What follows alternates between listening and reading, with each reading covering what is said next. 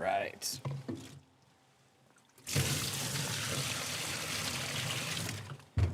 Making sure that's nice and clean. 3 ounces going in.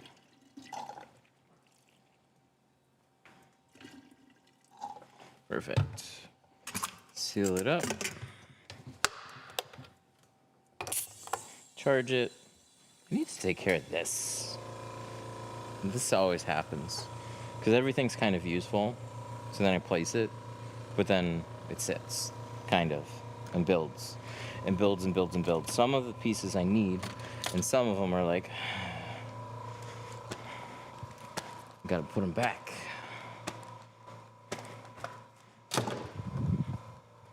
I'm like a mild hoarder. Okay, so we have a Jeep Grand Cherokee. We're doing the full vehicle with the windshield. We've got some of it set up a little bit already, mostly just tape on the seals. Still covering some door panels.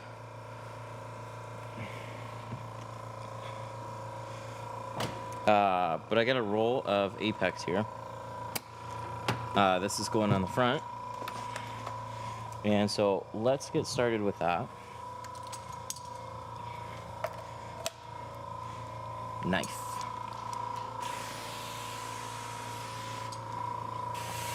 Run this through like this. How did you get? Oh, that's where that cap came from. Okay, and while we're doing that, we're gonna multitask.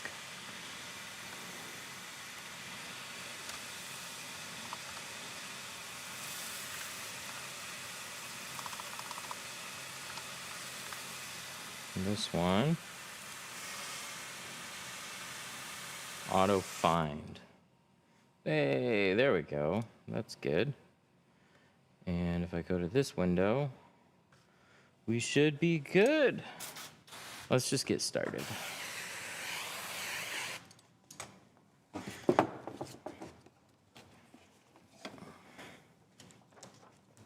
Ooh, this is coated, you can tell.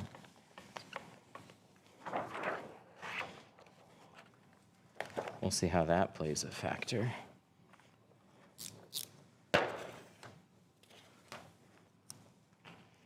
And the answer, none at all. Good.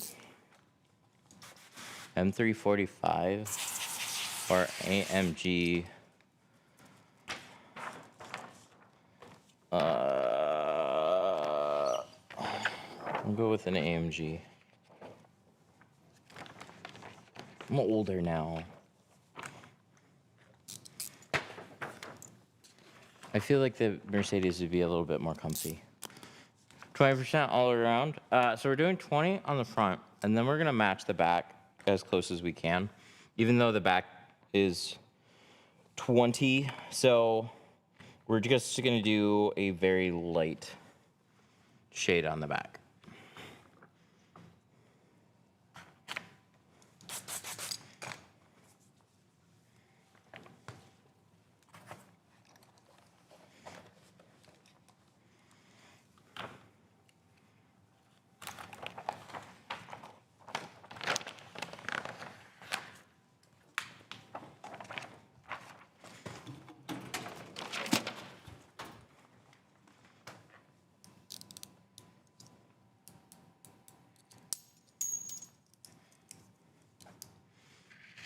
All right, we got some slack here. Let's go ahead and scoot that.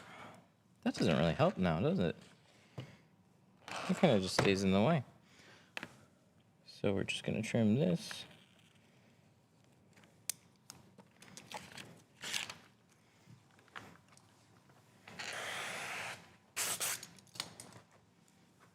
Slide this forward. 50 or 35. Most likely 50. 35 is going to push it to be too dark.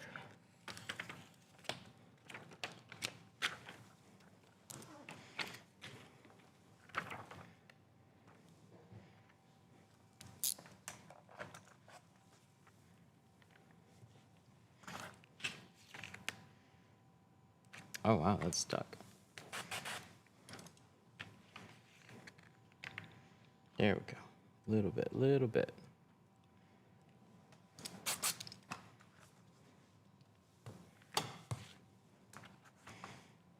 Make sure we're all covered, tucked into the bottom. Yep.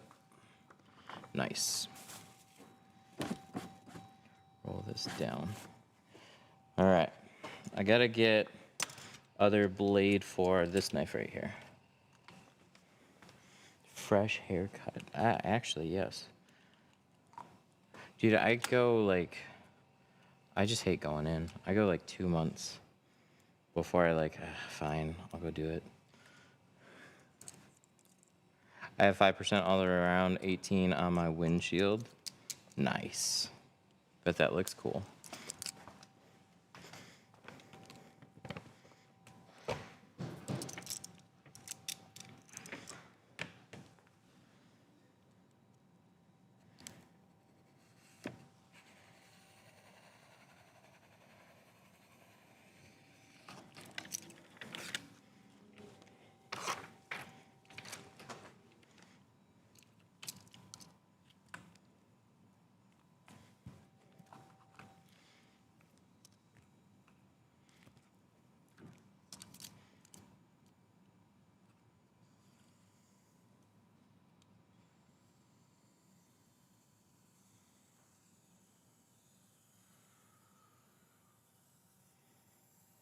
Can you see the comments on your glasses? They're not that.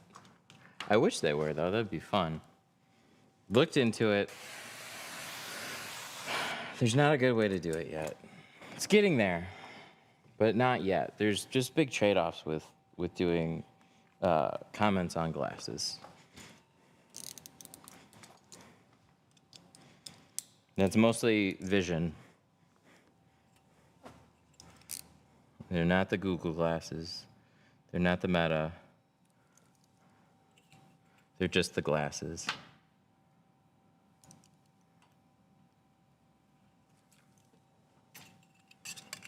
They're getting there though. There's a lot of R&D behind it. It's quality, battery life. It's a bit of everything. And then for the display glasses, they're either trying to be a virtual cinema, or they don't have the ability to put comments on the glasses yet. But believe me, I've looked into it. I still look into it. Every few months I'm like, are they there yet? No? Okay. Maybe soon.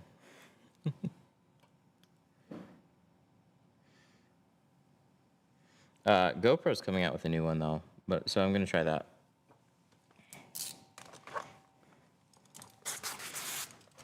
I miss the ability of having a head cam. I don't want a head cam for most of the stream, but I want it for part. I just don't want it with a whole bunch of extras.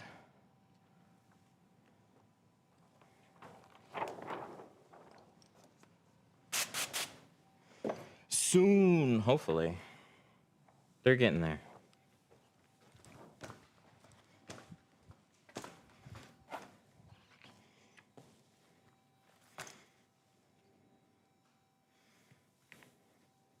Stay.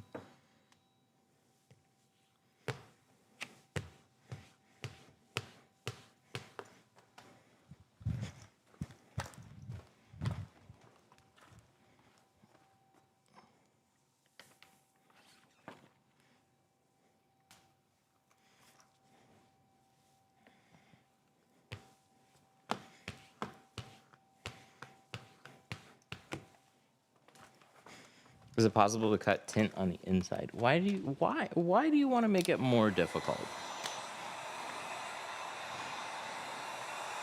I feel like people, they see how things are done, and some are just like, you know what? I just have to. We had a student like that once. And it's like no matter what we showed, brand new to it. It was like no matter what we showed, He was always coming up with his own ideas. I was like, well, you paid to come out for a class to learn how to do it, or,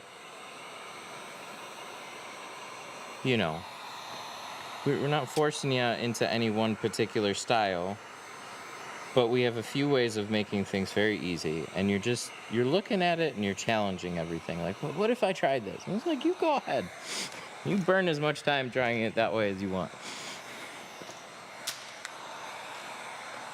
I seen some guy talking about it once.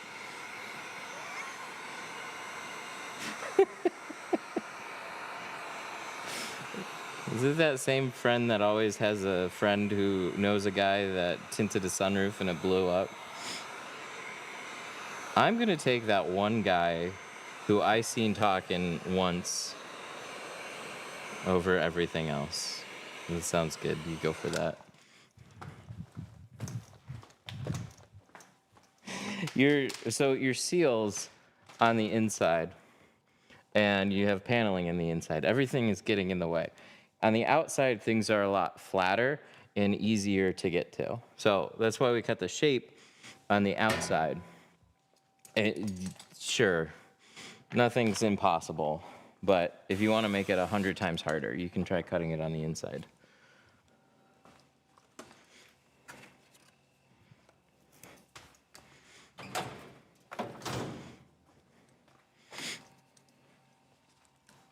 I see that kind of stuff in group comments a lot, where there will be a video or an example, and then the one obscure guy will jump in and say, blah, blah, blah, and then all of a sudden it's like, that guy's got all the credibility in the world.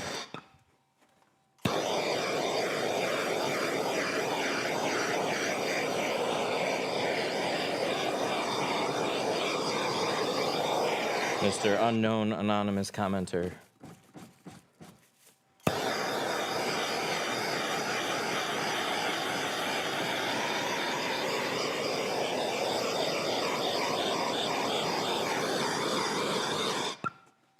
You won't get the inside of the car all wet and sticky. You won't get the inside of your car all wet and sticky. What are you talking about?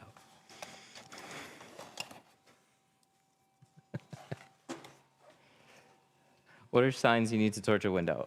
It's 100% up to how the slip solution lays on the window.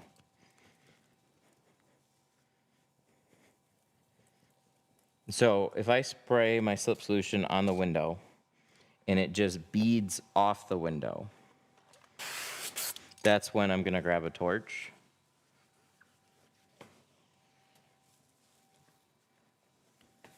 Because the water is just running off of it. You need your slip solution to hang around. So when I spray it, it stays. If it just falls off the window, it's not there. It's not there anymore. It's hydrophobic. Torches, for whatever reason, fix a lot of it.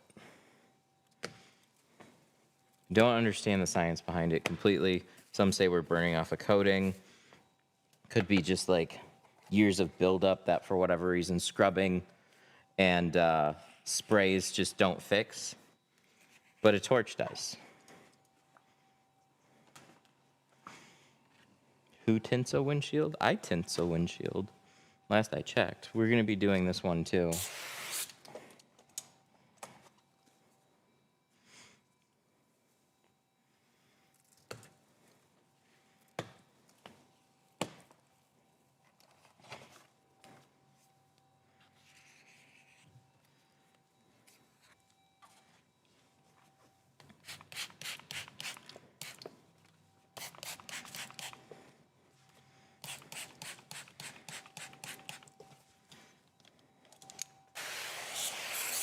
But yeah, I want to be able to see that slip solution nice and even.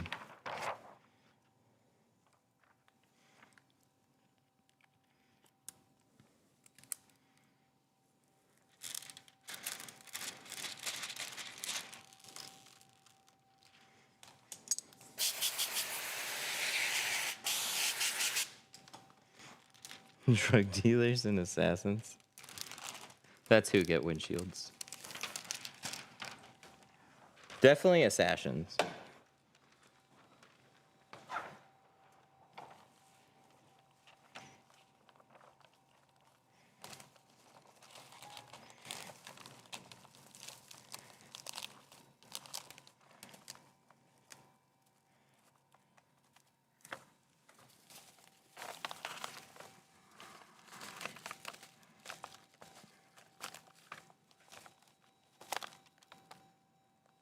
Get that lined up nice and close.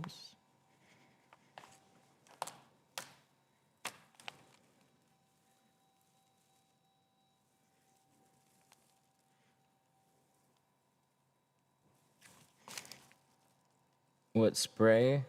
We're using a newer gel called OptiGlide. We're using Instagel, and OptiGlide's a little thicker than that.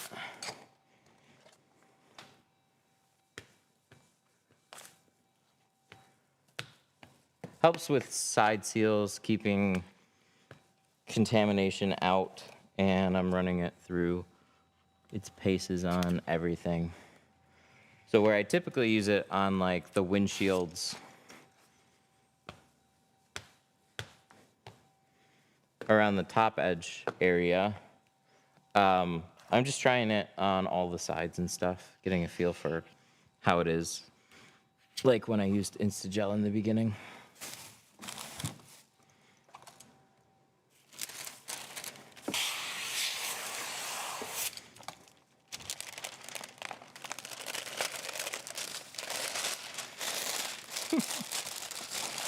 I've seen my mom get her windows tinted.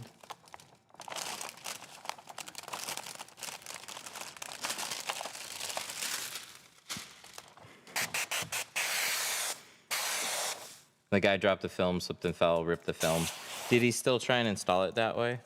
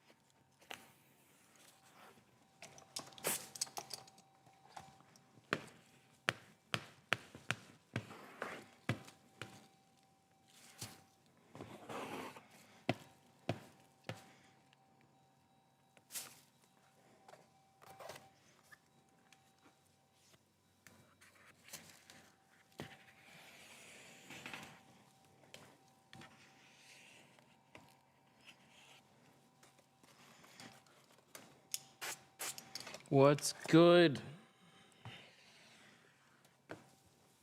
We're just tinting some windows.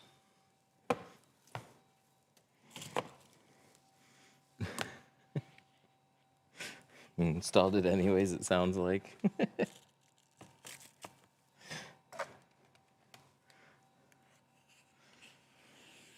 At that point, you just cut your losses on a piece of film and throw another one on there. If anything falls on the ground, like that's toast. I can't tell you how many, like, in theory, if you drop a pattern on the floor, it should be perfectly fine because it's a sticker, right? It's all sealed.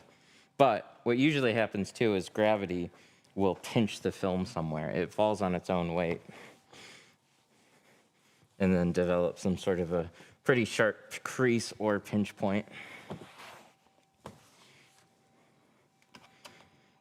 Hey, you like the new squeegees? They're really good. I'll be using those from now on.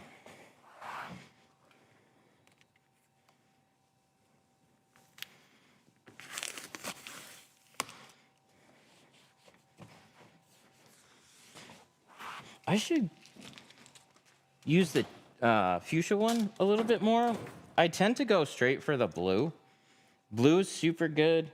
And then the orange one is just softer, more for cleaning. I'm going to be using both of these for this foreseeable future. Really, really happy with them. I don't feel like they don't get worn out quickly.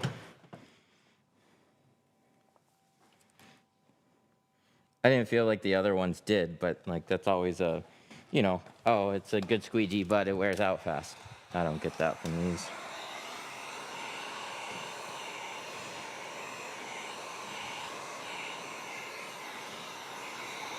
Look at this pretty window.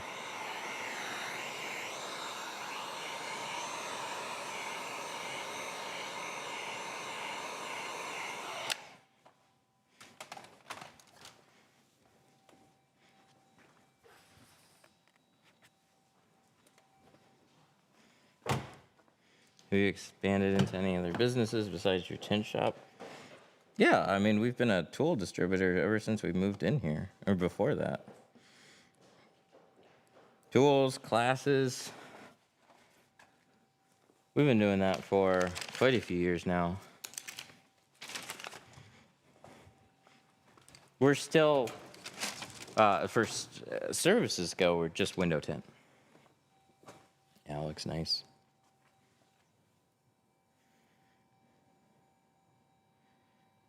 Perfect. Oh, I like it. Okay, next one.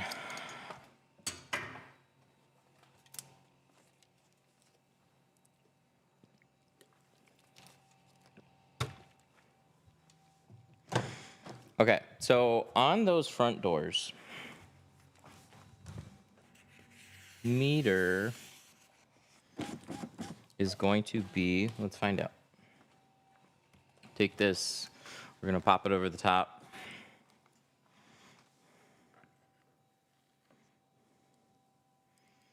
$17.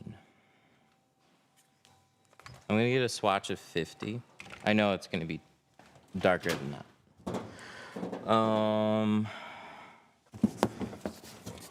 Do a swatch of 50. And then we can also do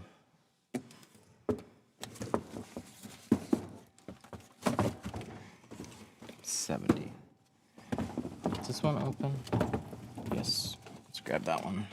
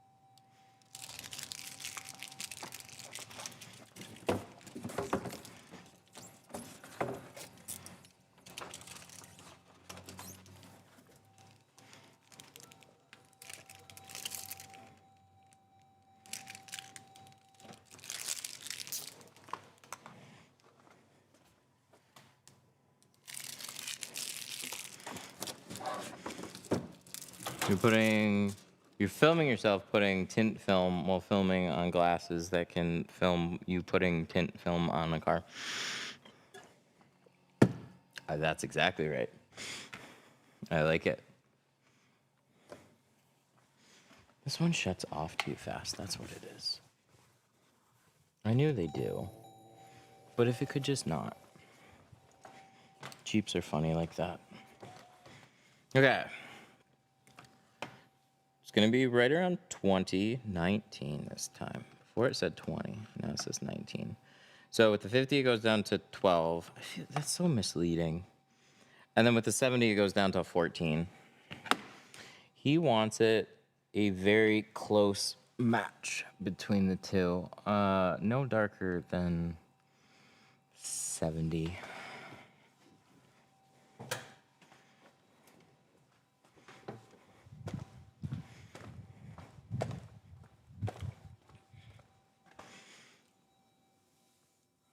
Let me get my glass board in there too.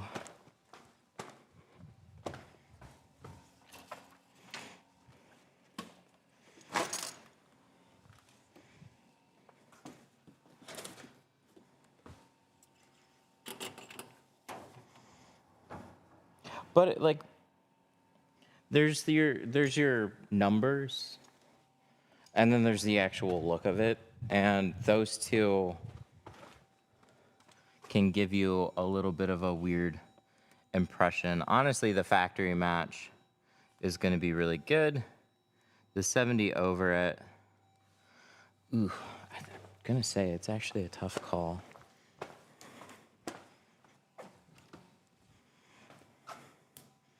Mainly because there's like a color. Let's just put this closer.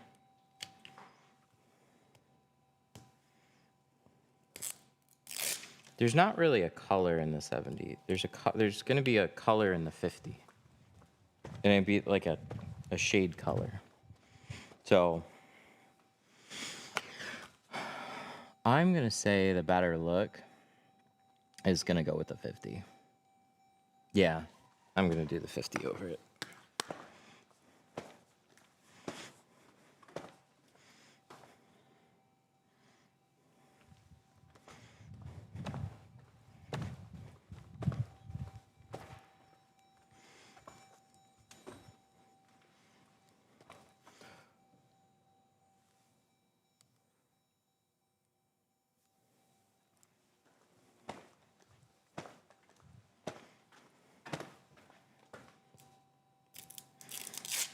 But I'm going to put you guys on hold for a sec, and I'll be right back.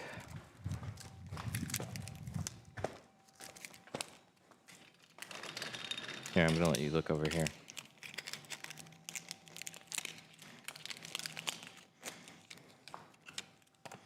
There.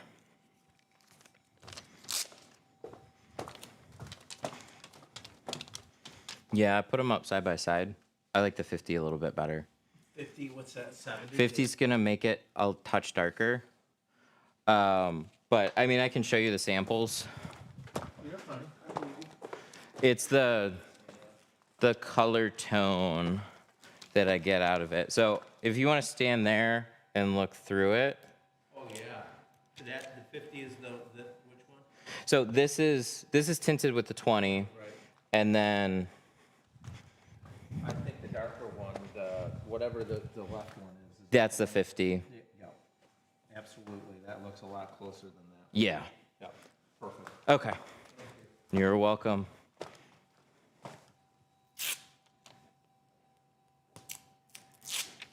All right.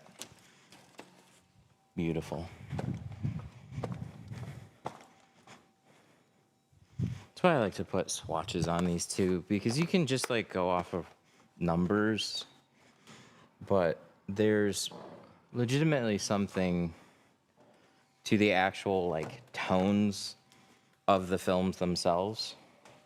So we were looking for really like, you have your actual VLT match, which like in theory sounds like, well, if that one's 20 and this one's 20, but when you actually put a film on the glass and compare it to the other one,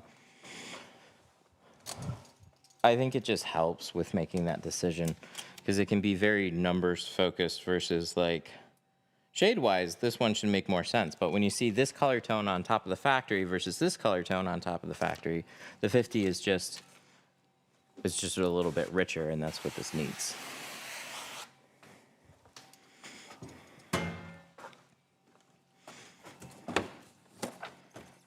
You think? Yeah, I gotta start TikTok. Do you think the tint industry will ever be bigger?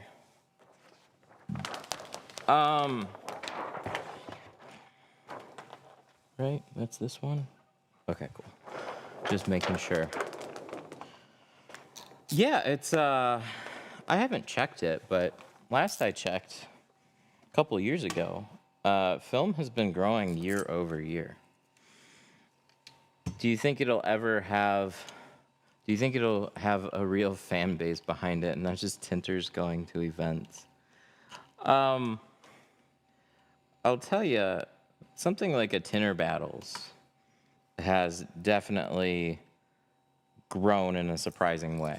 I didn't think there would necessarily be that kind of appetite for events, let alone the same types of people going out. Like, you know, it's, you got your business, you have families, you have vacation time, but it's just, there seems to be enough people that are able to go out to the same events, and more people are attending, and as they pop up in different areas, it's easier for those people in that area to go. It's definitely gonna grow. But past a dedicated like tinter group, you probably get some crossover with like car enthusiasts and just how general viewerships grow. I think they might be entertaining from a from a distance, but I don't think it'll ever quite be like it's tinting. One thing that makes tinter battles so some of the videos so funny to watch is the types of people that you have putting on a bit of a show while they're tinting something. So there's a bit of a shock value. There's a bit of a, oh, wow.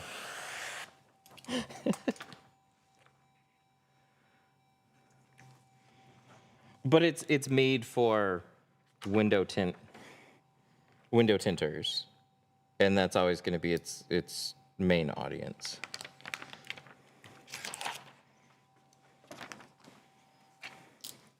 But you'll for sure have all, you know, all types of people that will find it interesting. But I like that they really took that on. That's something I would like, dude, it's so much work to put an event like that together. Even with seeing what they're doing, I have very little interest in trying to, like, I would love to attend one up here. If there was one that was closer, sure, I'd be there.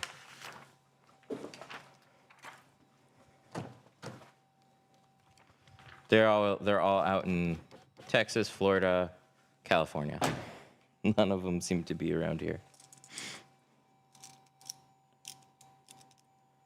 Oh, this one's not clicking anymore. Why is this one not clicking? It lost the click. How much do you charge for a sun strip on the windshield? Right now, about 80 bucks. I just don't get many of them. I'd probably up that to 100.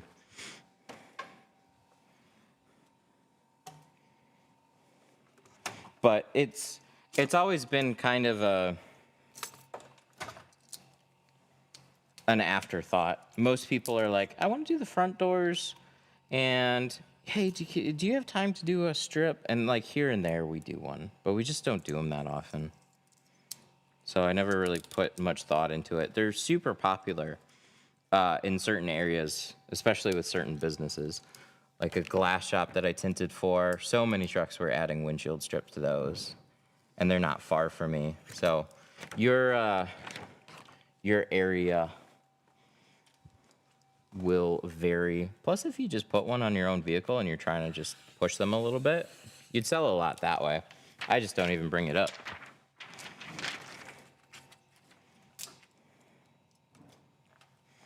When doing windshields, what type of film do you use, ceramic or carbon?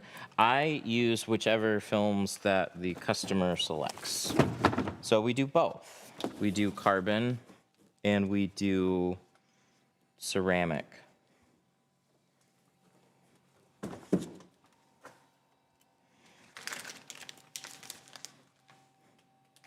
Good. That's the box for it. Just making sure. And then we got the 20. We'll put that away before we get too ahead of ourselves. Windshield strips, 5.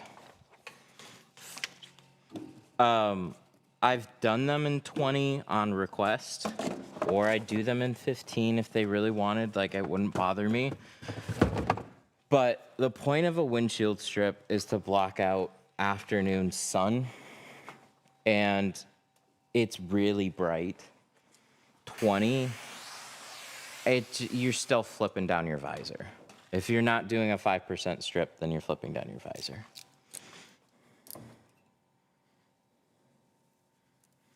For windshield strips, the biggest questions that we have is placement. Where do we put them? like how low. And now with core, we can contour them to fit the shape, which is kind of funny because it's very easy for us to make a contoured windshield strip now. And most customers want it to curve. I give them the 2 options, and they're like, "Yeah, I just want it to, just that curve is good." It's the way they've been for a very long time.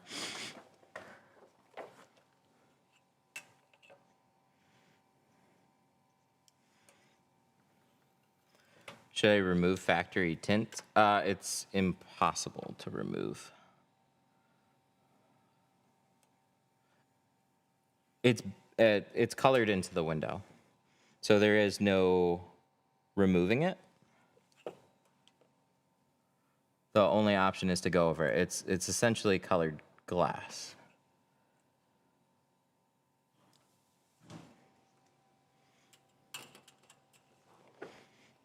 I was really happy because like we can make it, and I think the one that goes the contour with the windshield looks a little bit better, and especially when you're on the inside, you don't have that big drop. Some windshields just have a very aggressive curve, like the Rams. And I'm glad that we can at least offer it, but it kind of makes me laugh just the number of people that I've brought it up to. And they're just like, well, you know, what are most? Or I had it on a previous one and it had that curve. Let's go with that again. Okay. It was such a discussion in the film groups like years back. It's not much now, but it does pop up every once in a while. It's more of a tinter thing.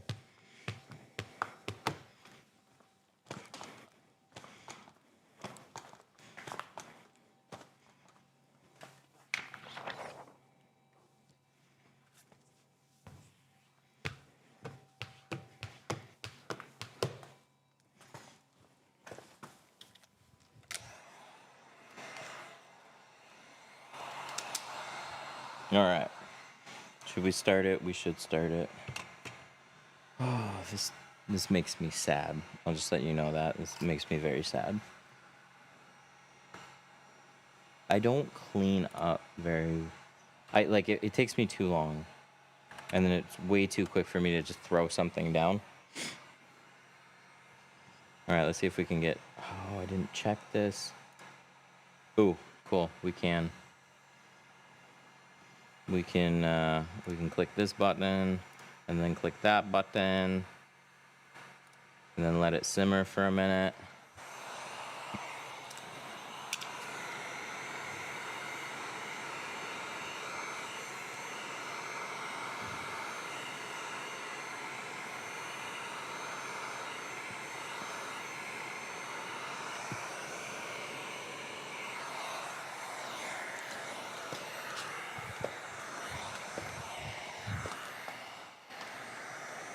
So that one's shrunk.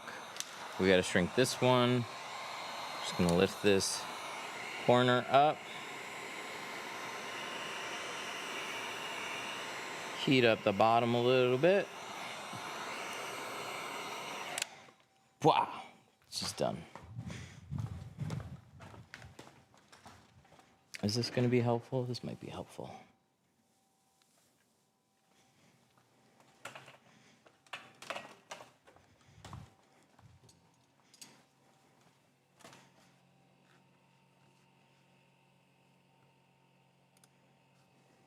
Activate. Oh, don't do that. That gets so annoying. There we go. Okay, should be good. We are just about to install on the rear.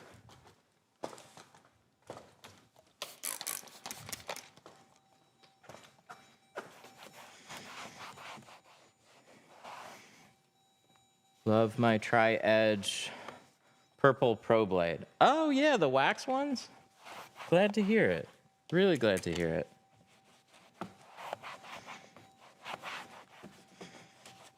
I haven't gotten much chat feedback because they're been out for, God, has it been a month already? About a month.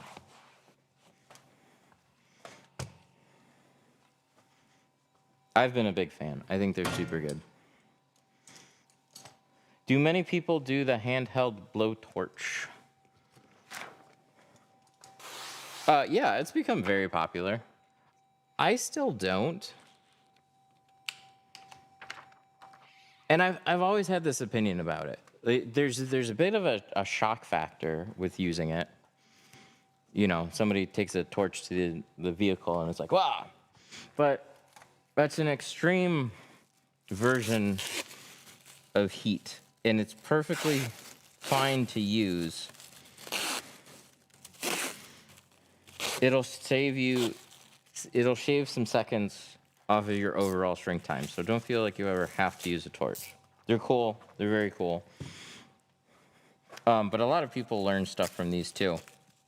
So, that's generally why I prefer to use a heat gun. Plus, like I'm just, because I use a heat gun so much, I'm gonna just be better with a heat gun than a torch. I just haven't given it that same practice. But those are the few reasons why that I don't lean into using it. I've kind of always been that way with it. I would be afraid of busting the glass. You know, when you actually break glass, you learn how strong glass is. You have to be doing something very stupid to actually bust glass. I kind of know that from shooting it with BB guns and doing some other stuff with it, dropping windows, whatever else. Like, I experiment with stuff. So the torch is moving so fast, you're actually like, you don't want to hold the torch in any one particular spot for more than half a second or two. So the glass itself stays very cool because it doesn't have the time to absorb that heat, because you're typically just burning the film.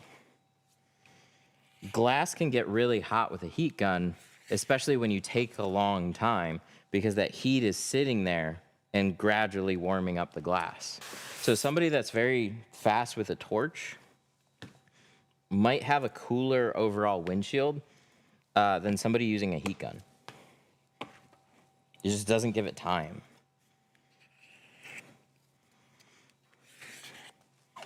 Kind of crazy.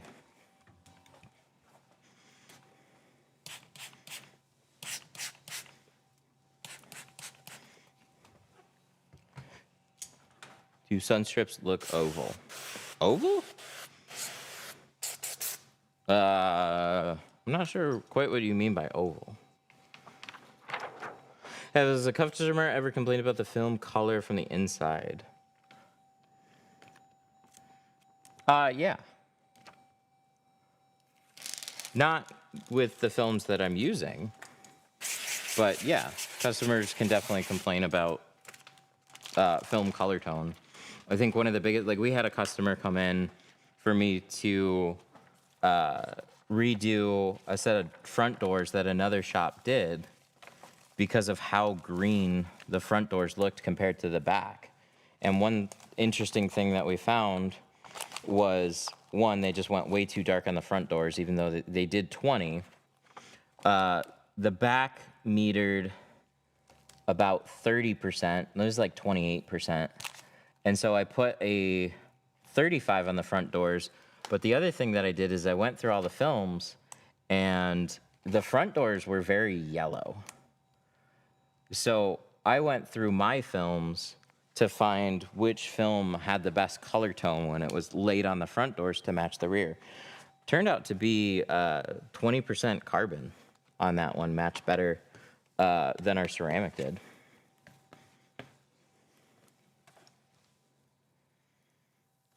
So that's what I was talking about earlier. You have your actual numbers, but you do have color tones to consider. And every film type, brand, they're from 20, 50, 20, 35, 15, 5, everything in between. Each film's gonna have a little bit of a different color shift. You hope they stay consistent throughout, but from one like film type to the other, they can have little shifts in color tone. Ceramics, the reason why they tend to lean a little bit more blue is because of the ceramic that they use. So then you kind of have to try and offset that color tone of the material with other colors, but that would be the carbon that you're adding in some of them, or dyes that you're adding in some other ones.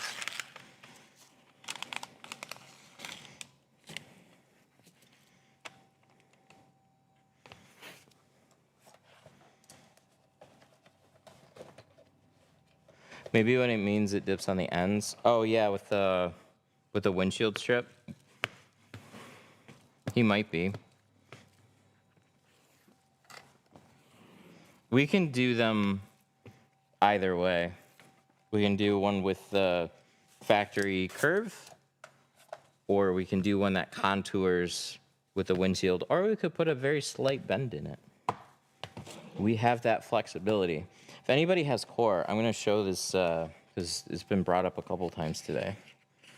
I'll show that feature really quick. I didn't know about it. It's been a thing on core for a while, and I learned about it a little while ago now, but we've had core longer than I knew about that feature.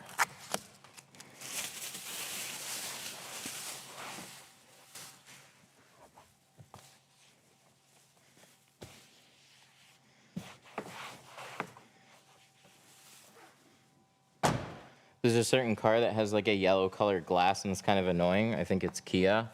Could be Kia, a certain version of Kias.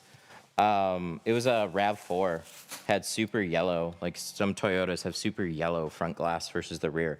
Like the rear would look almost tan and the front untinted windows would have a very strong like yellow. You look at it against, you know, a nice white wall and you're like, ugh, what the heck? Whose idea was that? But in core, let me pull up a windshield. It'll take me 2 seconds. So I got a windshield here. We do one with a cutout. All right, windshield. And then there's this button up here, this circle that's cut down. Click on that, and now I get a line, but each one of these squares is 1 inch. So let's say I wanted to do a little contour. I start with this, just like a little 1, 2, yeah. Let's do a 3-inch contour. So we're gonna put it right about there, and then I'm gonna drag down the center and line it right up there. Ta-da! And then I click cut, and it should, good, it worked. Give me 2 pieces, I delete this, and then there's my windshield strip. Super handy to have. So I can adjust that curve, I can set the height. Pwah! Amazing. Amazing. I found that works better than Core's own preset windshield cutouts. I don't know why. But if you have Core and you didn't know that was the thing, that is the thing.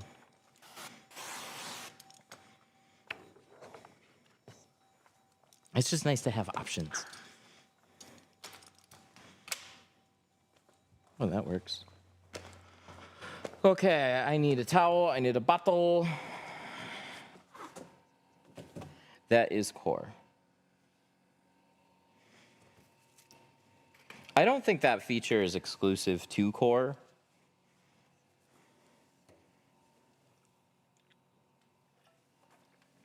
Yes, we have Geo.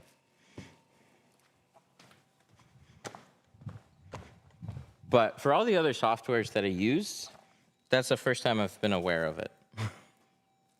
Do you use gel? Yes, we're going to be using it on pretty much all the windows on this. We're using OptiGlide.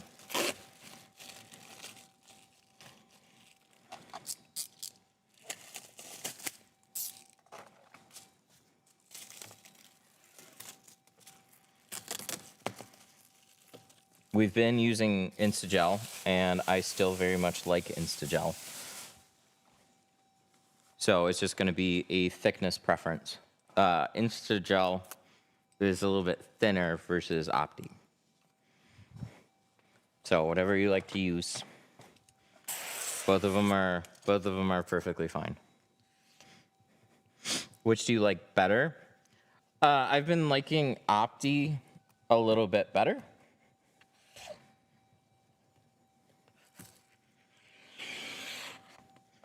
Because it's got a better hang time.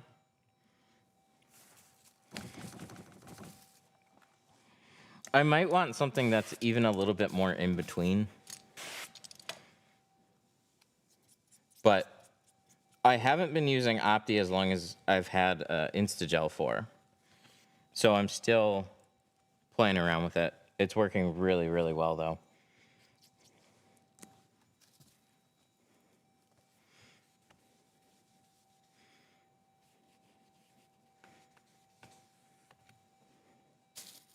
Which do I like better? On the gel? Or sorry, on GeoShield. Oh, Pro Nano? Pro Nano or C2? I like C2 better. And it was Pro Nano for a long time. Pro Nano is a better performing film on pure heat rejection versus C2. So you would think, oh, I'll get Pro Nano. That's what I did for a long time. But they improved C2 so much that Pro Nano is still a little better performing on heat rejection, but C2 is made with carbons and it has a more neutral color tone. I still never really had much of a problem with 20%. It was more the 35% in Pro Nano had a pretty warm color tone to it. That's the first one I swapped out with C2.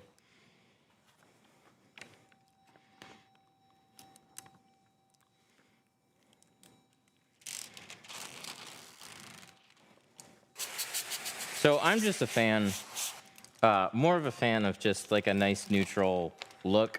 I don't think that should ever really be a question. Apex has 2 layers of ceramic, but it's built off of that same family. So C2 carbon, C2 ceramic, Apex, those are all the same film family. Pro Classic and Pro Nano are part of the same film family. C2 ceramic and Pro Nano are basically like alternate choices.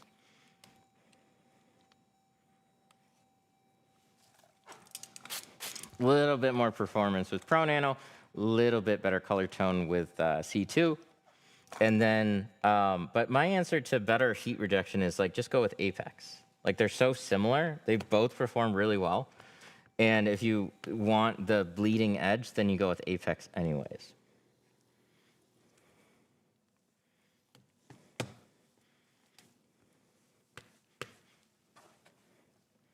I've been using Instagel for about 2 months. Man, big difference on older and dirty cars. Oh, that's super cool. Glad to hear it.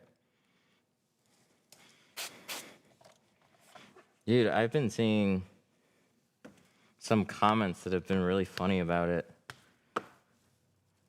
There's some older tinters that are very grumpy about it. You don't need to be good anymore to be a tinter. Like there's, oh my God. Or they're like, dude, it's like plotters versus hand cutting. I prefer Instagel over Important Sauce. There's times that I really do too. I think the thickness of it is nice, but the cleanup of it is another thing. So that's why I was saying a little bit, like, I kind of feel like if you only had to pick one, I'd kind of be somewhere in between. But you could always just mix them together or dilute like the thicker one. So I haven't gotten that far yet. I'm just using it as is out of the bottle.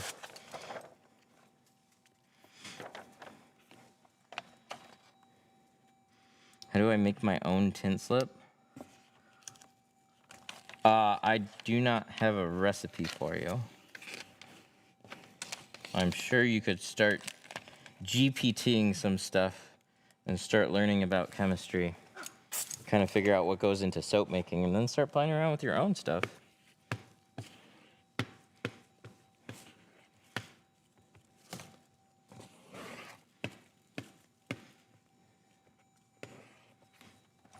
Sounds like a good way to get started with trying. It's possible to do a sun strip without a plotter. Yeah, of course.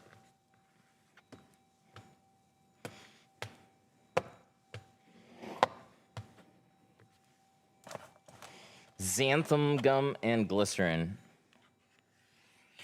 It sounds familiar. Baby shampoo and distilled water. Oh, if we're talking about... we're getting so far into, like, making chemicals and stuff like that. I forget, I couldn't tell if it was actually just, like, how do I make my own tint solution for tinting windows? And yeah, you can just use baby shampoo and water. I use a product called Tint Slip.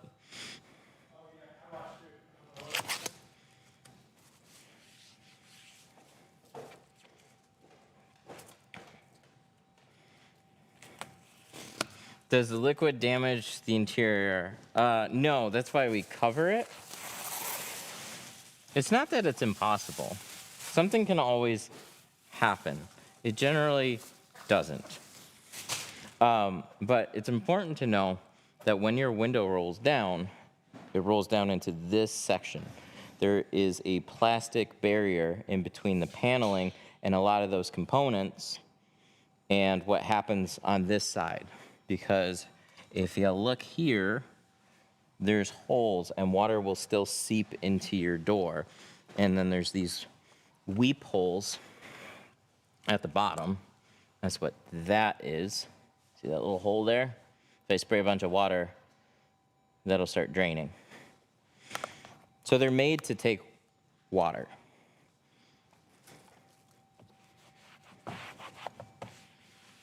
But tinting couldn't happen any other way without actually removing the windows, which would then make it complicated, even more complicated and more expensive.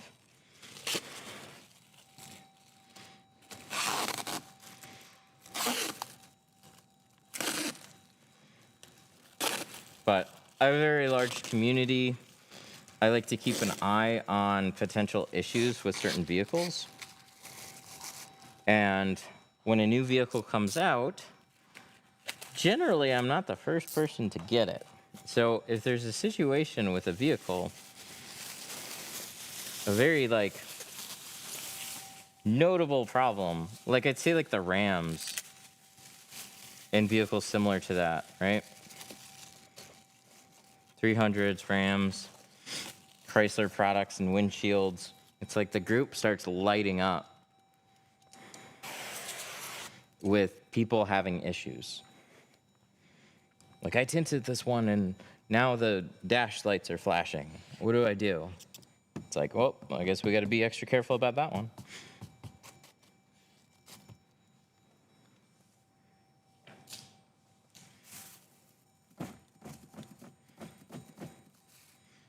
Which tape to use? So on the sides we have a product called Seal Guard, and then on the door panel we have a product called Panel Guard. Super original, creative names.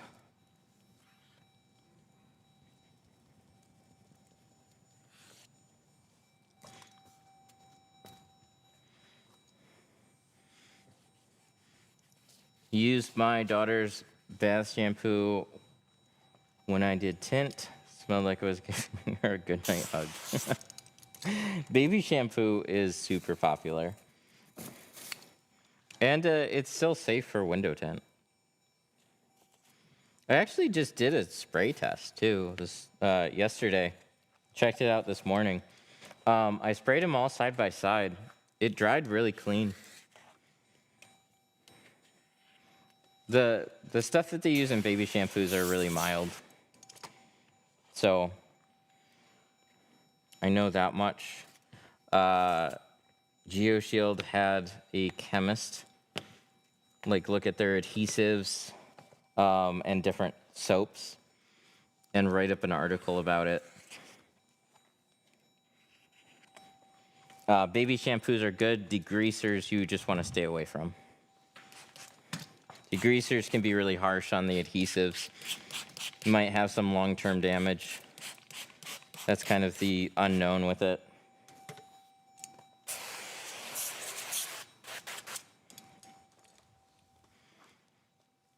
Ford Transit, they're a bit of a pain in the butt.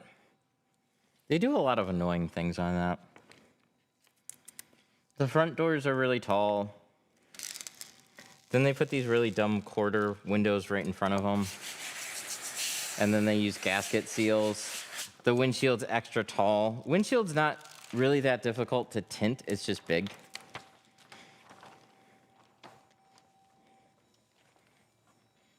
The tape on the side is called Seal Guard.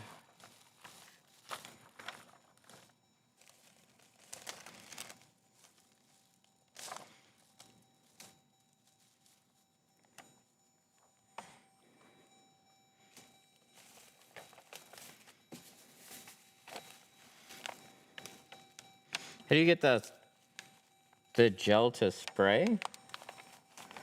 It might, I should put it in a Zep bottle again. It might be more the bottle itself. This has a really good mist to it. These are the bottles that OptiGlide come in for the smaller ones. I'll put it in a Zep bottle and check it out though.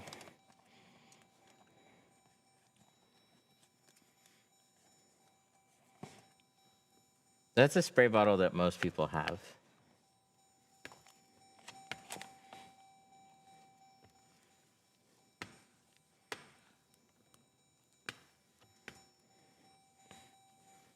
Seventh?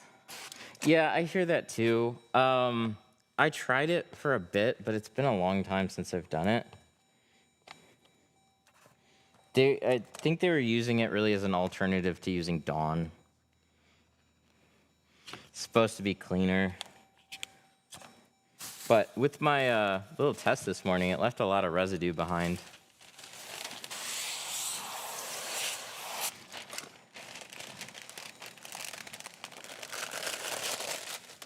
Thank you for covering the door. Almost no shops do this. Yeah, I used to get a lot of comments about that. And the truth is, a lot of doors are perfectly fine to get wet. But people don't like seeing doors get wet. So, as long as you're covering your switches, soft touch paneling and most panels, dude, they sit outside. So I'm not saying there's not sensitive materials that you shouldn't get wet. I'm saying that your average vehicle is perfectly fine to get wet because, customers own it. If a little water touches it, you don't want the thing to just freak out because then everybody's door panels would look like shit.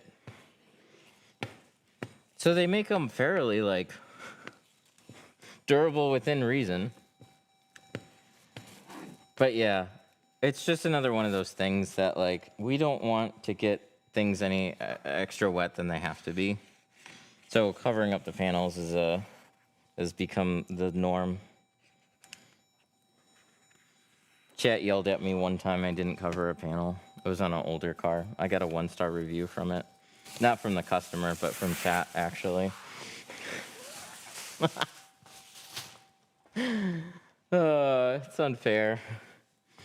But Hey, that's what happens when you put yourself out there.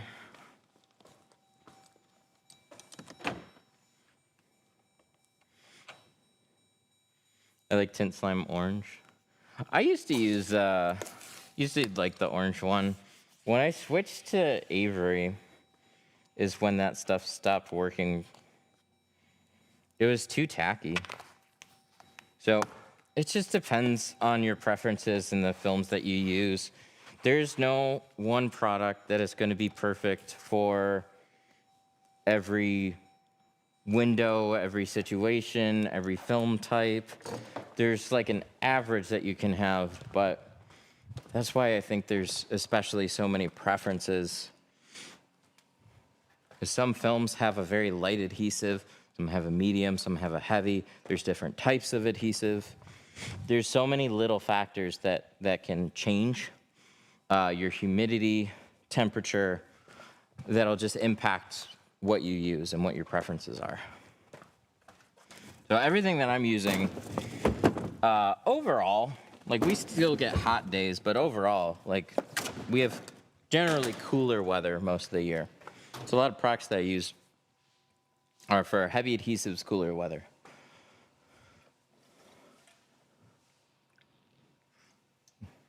Do you ever do chrome tints? Nah, nobody gets them. It's a bit of a mixed bag of a topic because they exist, but there's no reputable suppliers, and there hasn't been really like any independent testing. So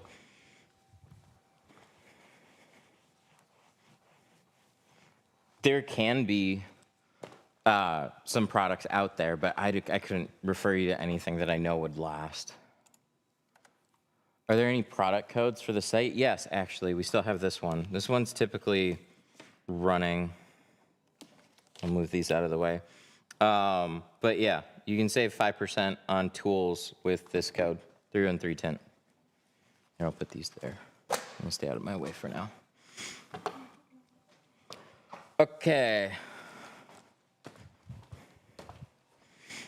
United Window Film makes it. United Window Film is like a lot of other. They're not a manufacturer. They're sourcing films. So they're a pretty notorious budget brand of window film. I wasn't a big fan of the owner. He was pretty rude to some people, so we had to kick him out of the community. We've only ever done that with like, I want to say, 2 film company owners. Some of them are shitty, man. They're just like not nice people.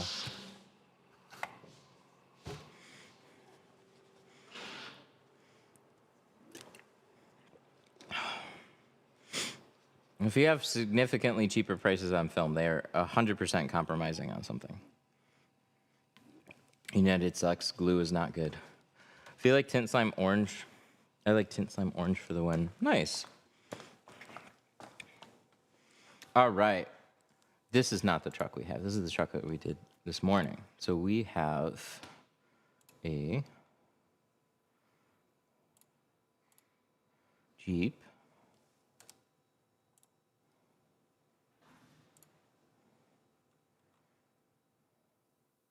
Grand Cherokee. Oh, I didn't put the year in here. 16, in that range. 2014 to 2021. So we got these. It's the coolest car. I want to say the coolest day that I had was back-to-back a Aston and a McLaren. It was a stressful day, though, and it went fine. The McLaren was definitely unique because the doors go vertical on that. But now it sounds like an old day. Not that they're older models though. That was a handful of years ago. I'm not ungrateful for this. A lot of them go to full PPF wrap shops. They generally don't just come to my dedicated window tint shop because window tint for a lot of those customers is an afterthought.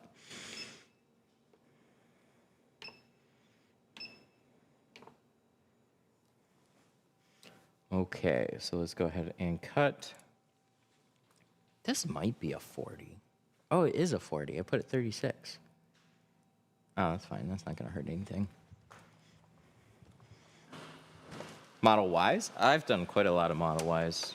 I like Model Ys. They're very straightforward. I'd rather do Model Ys than Model 3s. With the rear doors?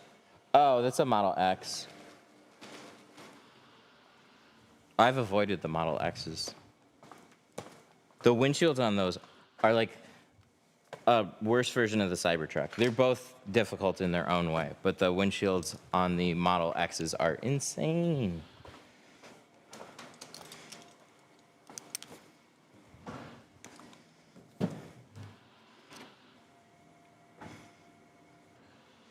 What did you switch the blade for?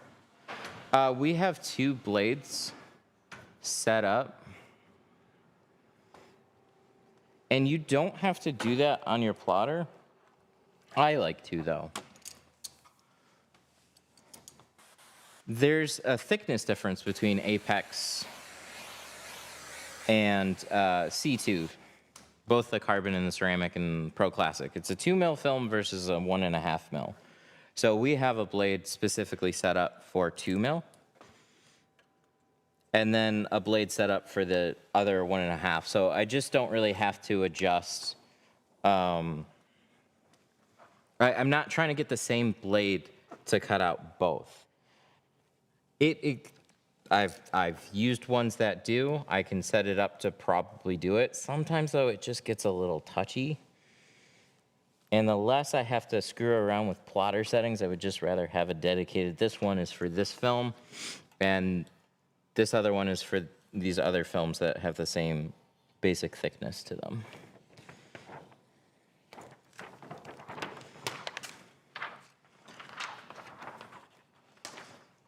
How much for ceramic tint on just the side windows? So we have C2 ceramic and Apex, which is this one, a dual layer ceramic film.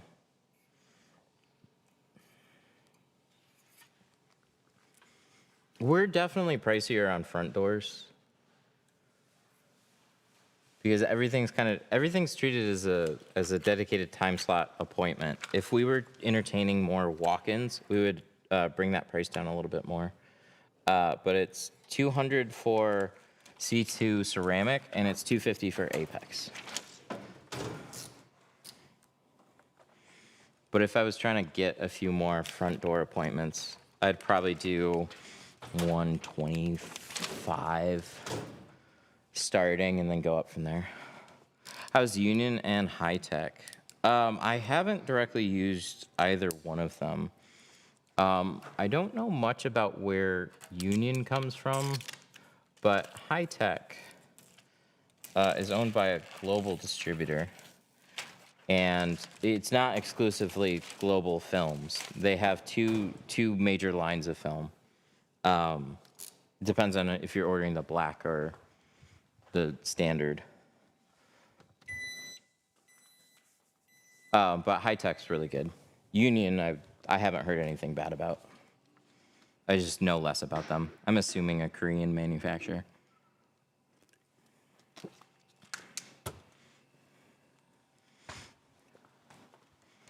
Graphtech, and it's a 60-inch plotter, which is kind of overkill for just window tint, but we're using Core.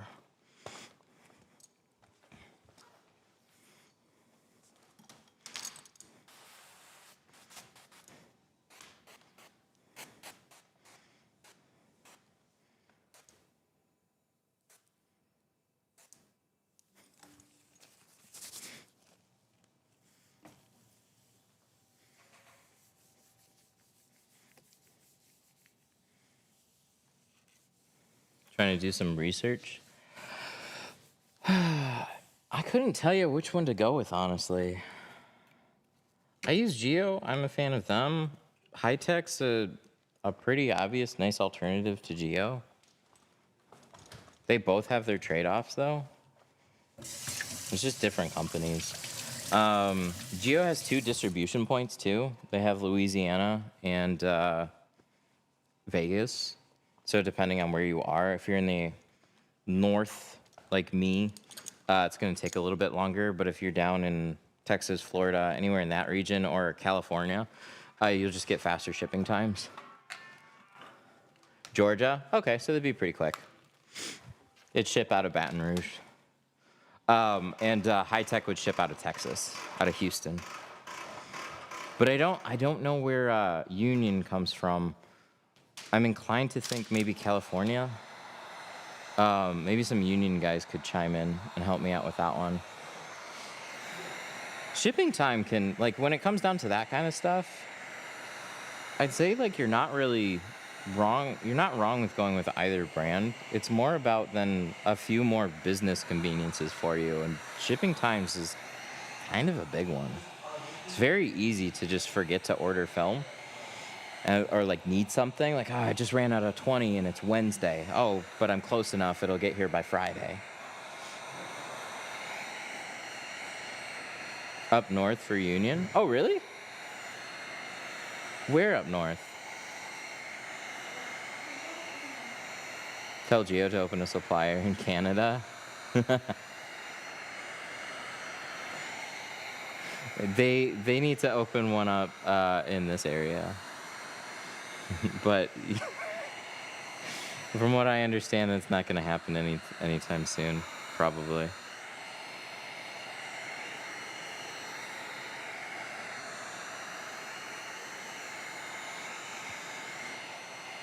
There's more on that I want to say. Not that we're going to become one. Why? I probably can't say. Wouldn't Canada be profitable? Probably. Okay, so Canada specifically, I wasn't really talking about them that much. No, Canada would be very difficult for a few reasons. Getting things over the border, so like you almost have to pick a distribution facility that would be up north. So like in Metro Detroit or yeah, really like Chicago would be a good region too, to get more stuff up north. I don't know where optimal would be for that, but to put it in Canada, there's just not as much business there.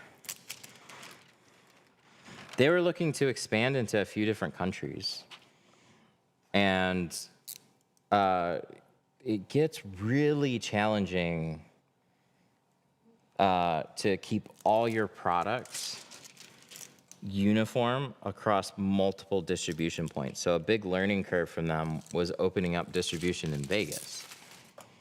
It's worked out, but now like you got to order enough product to now ship out to 2 locations, and then you also get murdered on inventory.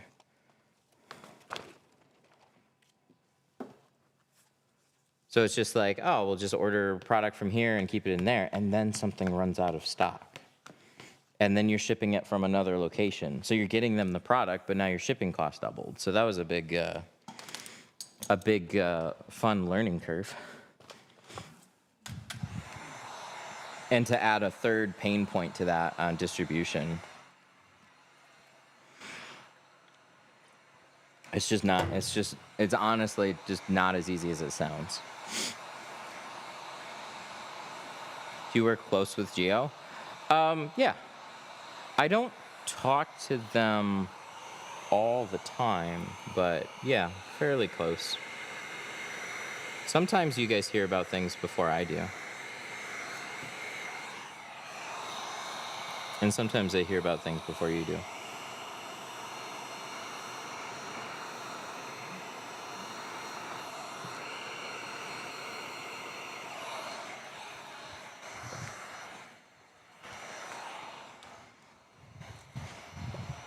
It's not that there's no business up here, but the majority of window film business is just in the lower and western states.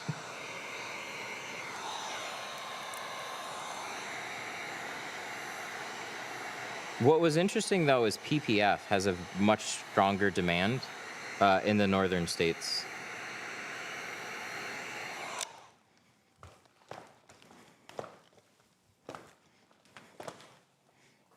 That's as much as I'll share about that. Any info on Chameleon tints or thoughts on it? Ultravision was the only company that seems to have come up time and time again and seems to be holding up. They're not far from a perfect film company. I had a customer come in with his own, he bought some film from there, had it installed twice at one shop, and there was just like, the film looked dirty, like smeary, not speckly. It looked smeary after it dried. And then I installed, he came out to me because he thought it was the shop. I installed it and I had the exact same problem. Then it turned out that the company said they had a problem with their adhesive. And then he got another film from them, different shade, and that one, last I heard, and saw it in person, was like, this is probably going on another year. It was at least 2 years old and still holding up perfectly fine. So like, if I had to say one company, I'd probably look at them. Where is my shrinking card? I don't want to get another one. Okay, I'll use this one. Go back to the felt block on this one.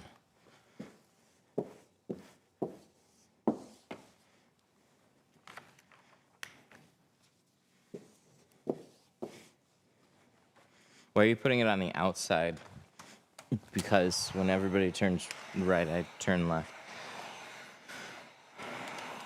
Why did you shrink the top and bottom of those windows? I don't have a great reason for you. I just kind of put it on there flat, and there's a little bit of curve on the top and the bottom, so ignore that. Just the quarter windows can kind of be like a back window. They're just got a gradual curve to it. You can still curve them the exact same way and put all the bulk on the bottom, but I just kind of had it flat on the window and just snapped the top and bottom. I didn't think about it too much. What? I have to do top and bottom on those. I don't know why my brain just doesn't like doing just the bottom. It was probably something like that for me. Just not really even thinking about it when I did it. Just like, it just feels like I should. Yeah.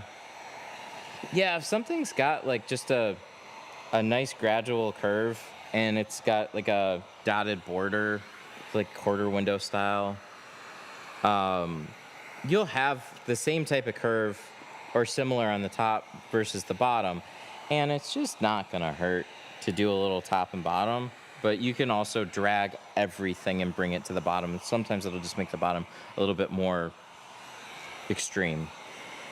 So either way will work.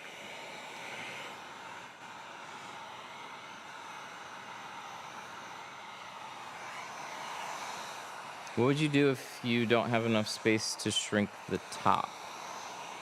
Oh, if it's got like a pretty big spoiler, focus is kind of one that gets in the way.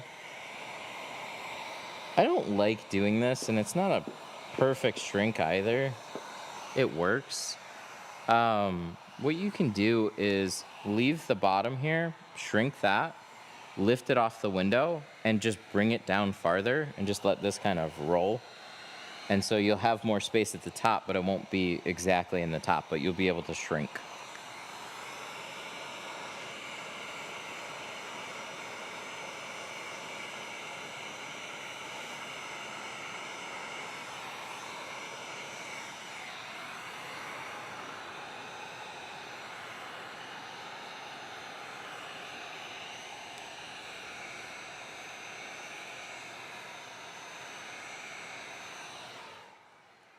Always shrink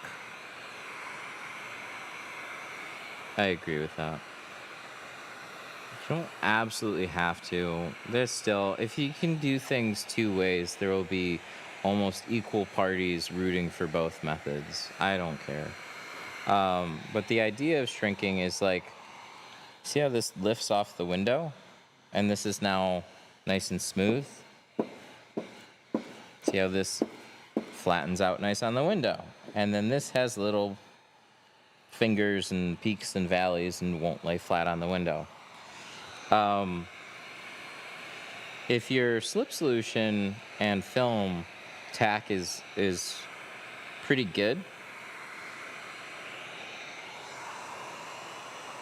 there's windows with just a very light curve to them, more surface area to kind of evenly spread things out.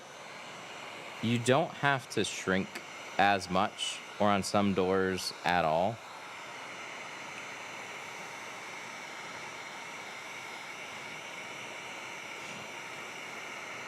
But I feel like a lot of new people seem to try and grab onto that, like, oh, well, maybe I just don't have to learn how to shrink. Maybe you can just stretch it all out. And I don't think that's right.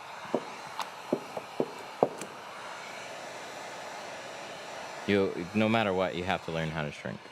It's just part of it.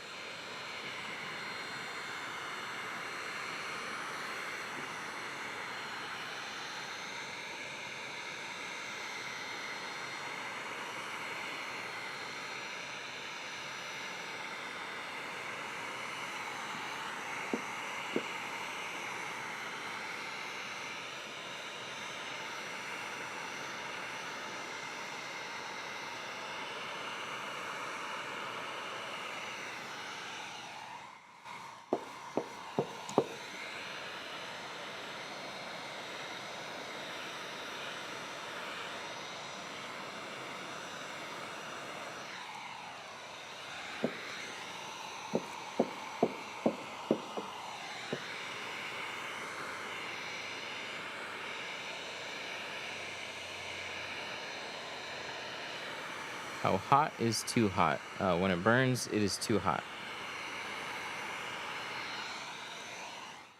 So with a heat gun, it's on really, really hot, but I can do this. I can get very close and move the heat gun really fast, and my hand is barely getting warm right now. If I slow way down, I'm gonna burn myself. So you always control your heat with speed and distance, because the glass is constantly soaking up heat, that film is soaking up heat, and it's hotter and hotter and hotter. So there isn't a single temperature that you could leave it at. It's not like an oven where it's gonna maintain a temperature at 350 by just leaving the flame on. That's gonna turn off and on. So you wanna play with your heat by starting farther out, and then turn the heat gun on, and then move it closer until you start seeing a reaction. Not just it waving in with a little bit of air, but you physically want to see the film starting to shrink. As soon as you start to see it shrinking, just keep it at that distance.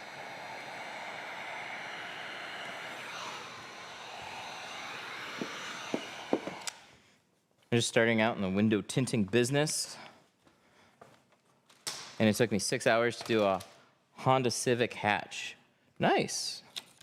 That's how long it took me to tint my first car with some training. Sounds like you're doing pretty good. The first vehicle is gonna be the slowest, maybe. You always have harder vehicles, but it's just a big learning curve. But your next windows or vehicle should be faster, and then you'll start to speed up more. Probably average somewhere around 3 to 4 hours for a while.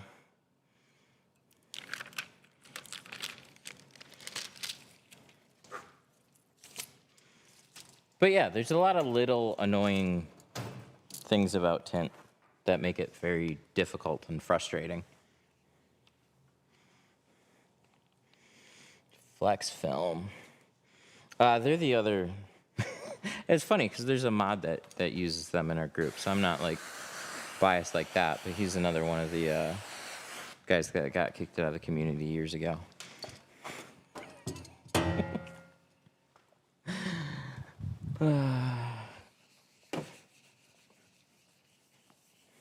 I would not recommend.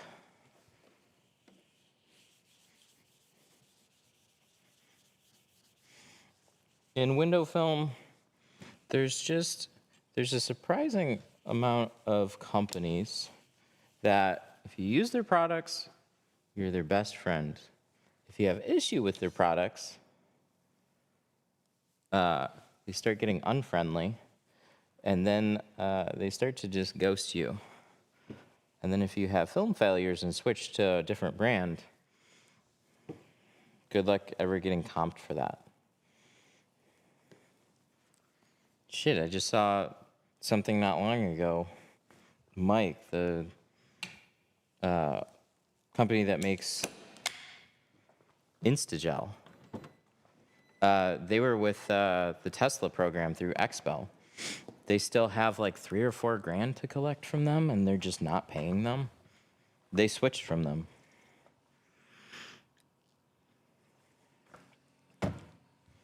Companies can just be assholes when you're not ordering from them. Rude. So, in this world of window film, it's definitely not just about what film can I get at what price. There's lots of differences on the actual companies themselves, more so than you might think.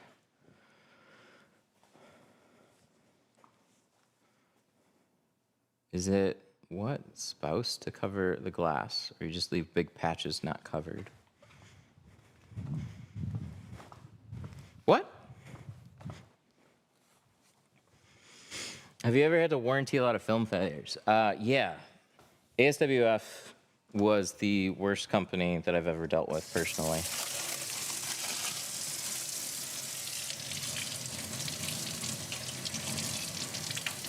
They made some type of change to their glue.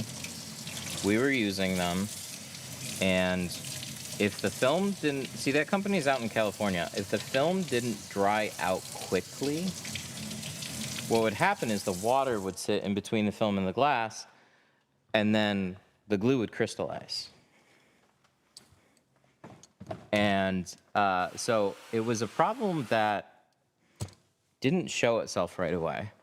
And then you start getting these comebacks, and we're like, what are all these, like, speckles? We installed that film, that bad run of film for over a month. And so between, like, 4 guys, imagine the sheer amount of cars for an entire month that basically all had to be redone, or customers that maybe just saw that and goes, oh, they do shit work. But film companies can have problems. I get that. But they handled it really, really poorly. So they kept telling us that they weren't getting reports from other dealers, which we found out later was not the case. They were getting lots of reports from lots of dealers. And they were just trying to make it seem like not an issue.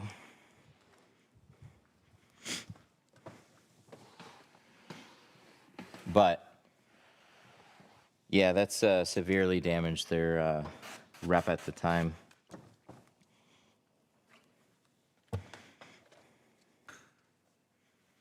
I've heard similar situations, not necessarily glue crystallizing, but the same type of like, hey, we had issues with the film, and then the company just like pawns off every fucking problem on the installer and doesn't take accountability for it. It's been really frustrating. Why do you clay bar the glass? There's defrosters on this one, so we can't scrape it. Are they supposed to send you free film or pay you? They ended up writing us a check after a few months of back and forths and this and that's and... but it was like pulling teeth.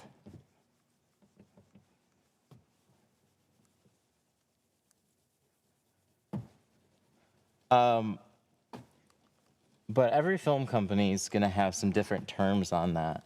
A lot of them will give you a film credit towards more film, which is, you know, pretty standard because they don't want to just lose you as a customer. And also, like, they're trying to remedy the situation. Some will cover labor. Some will cover up to a certain amount per window. Some will cover the full ticket plus labor. I think Lumar is most notable for, like, dude, they go pretty far for helping their dealers out. But their film is also much more expensive. So that's just kind of like built into the price, where if I have a failure 5 years down the road and the whole car bubbles, they're actually going to cover film and labor from what I've seen. And they're really good about it.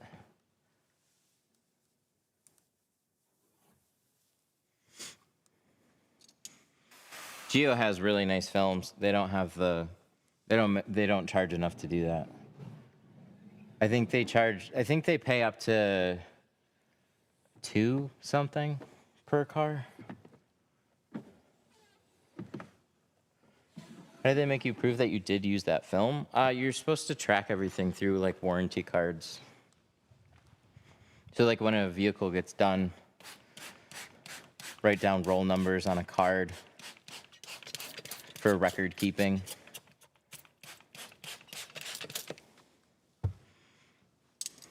But it also depends on the film company and your relationship with that company. So if I were to call them and I had an issue with it, they're going to be like, did you really use our film? And it's like, of course. You want me to pull the video of it? They're not going to hassle me about that. There's quite a few companies that will just, oh my God, give you such a fucking runaround.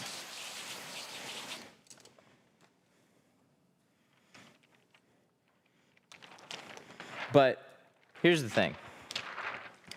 If you're buying a film that's $100 a roll, and then you charged $200 to tint that car, do you think that they have the money to pay out your $200 plus labor to replace that film?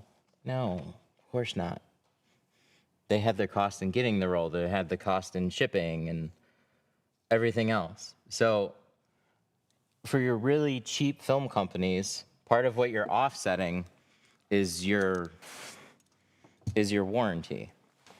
So save some money today, might have to fix some stuff later. That's just the risk you run.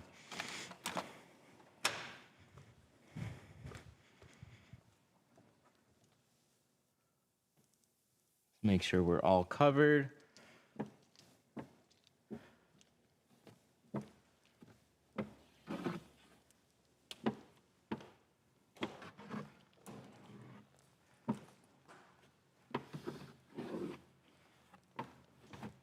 Doing mobile tinting, what film do you recommend? I mean, I recommend what I use. I like Geo. So they're definitely worth looking into.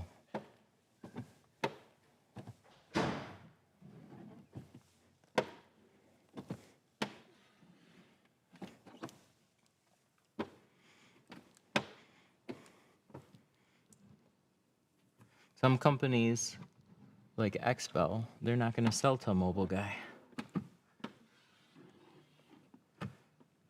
They want you to look like an Apple store, which is fair. It's just their brand.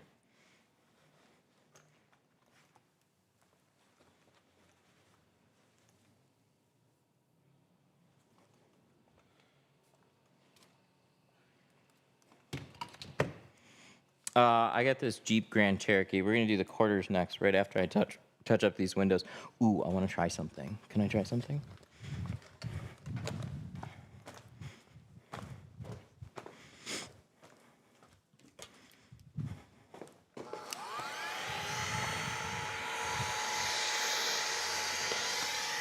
I need my triage card.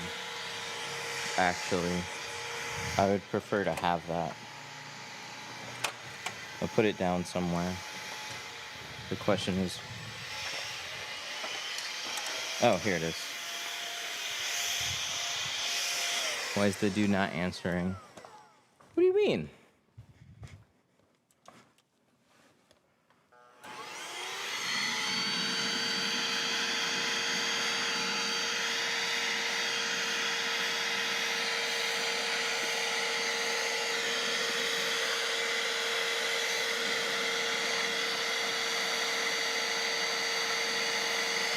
Heat would probably be a little better in this situation, but sorry, I just my curiosity.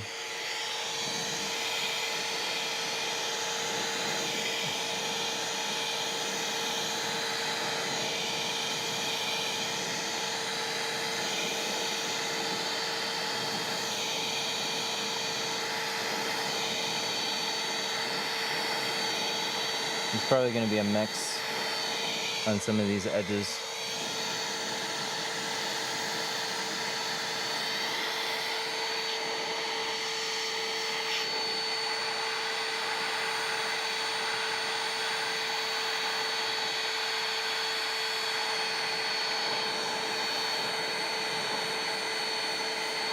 Oh, no shit. Actually, I take that back.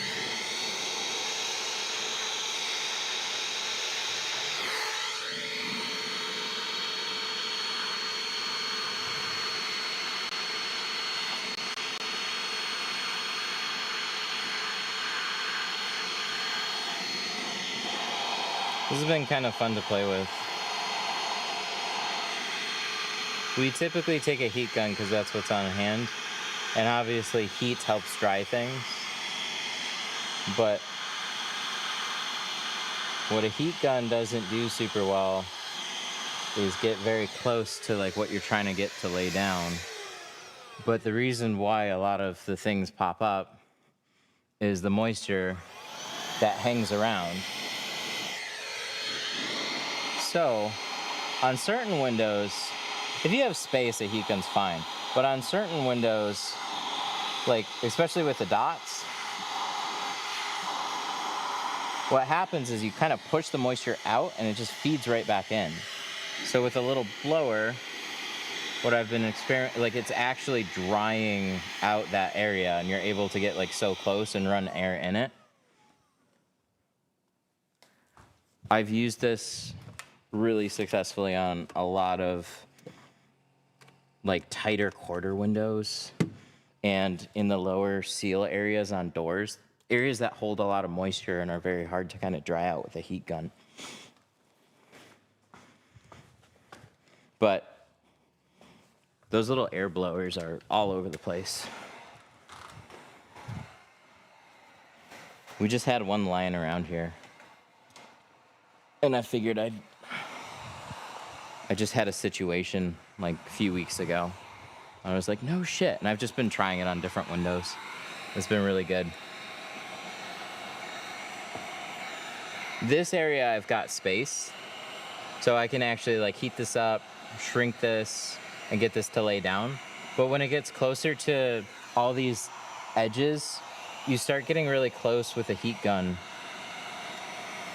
And you just want to be careful.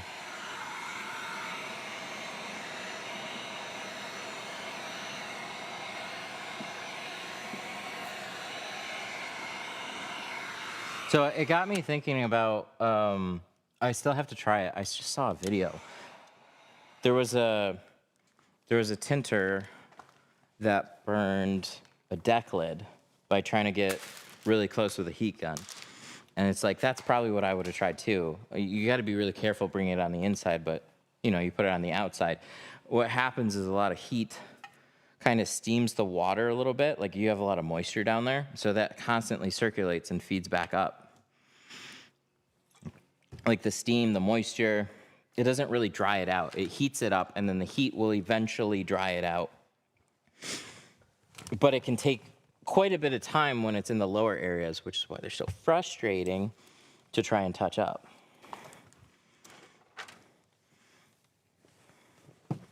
But you could just leave a blower down there instead and that would do a very good job. And with that, you might be able to actually point it exactly where you need it and just like blast all the water away and just quickly dry it out.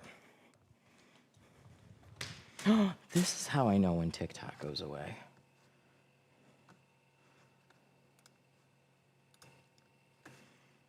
It's because my viewership died. So we can just click this button again. I think it's a blessing in disguise. I think restarting the TikTok algo is probably better for it than just letting it sit.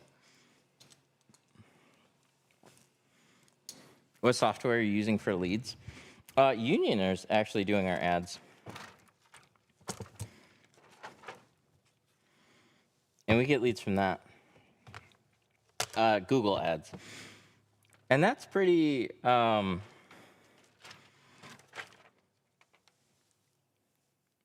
two biggest platforms are going to be, for just online advertising, are going to be Google and Meta. Meta's more like a billboard. Google's more like a targeted advertising. So somebody that, it's an intent-based ad. Somebody is searching for a particular thing, and you're just trying to pop up first in their feed, where Facebook is generally people are not searching, they're scrolling. So it's more like a billboard. Somebody pops up, and if the creative is good, like if there's an entertaining picture or video or catching a sale or something, you're more likely to get people that way. Yeah, we do teach window tint classes. We do them once a month. We have a 3-day class. We also do single-day sessions. So you can come out and learn architectural or auto, basically just whatever problems that you have. If you need a crash course, if you're, hey, I've been having struggles with back windows, or I want to do some windshields, all that good stuff. It's a free day for whatever you want to do.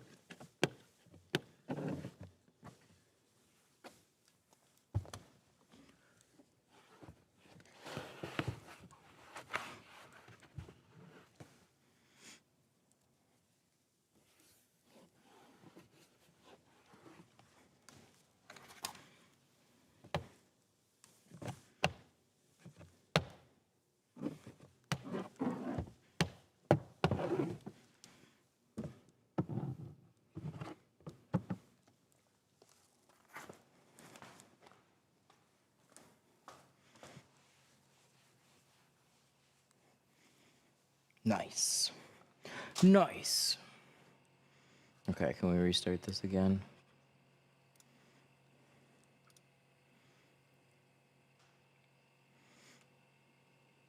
Oops. No, we don't need that one. We need this one. Does the gel help it to stick faster? No. It's kind of opposite. Windshield has a really tacky film. Now it's being silly. We'll just leave it connected via standard capture. Maybe reload. Can we, oh. No? No? Goofy. Or are we not? Are we not live? No. Oh, we're not. Oh, okay. Here we go. I thought we were.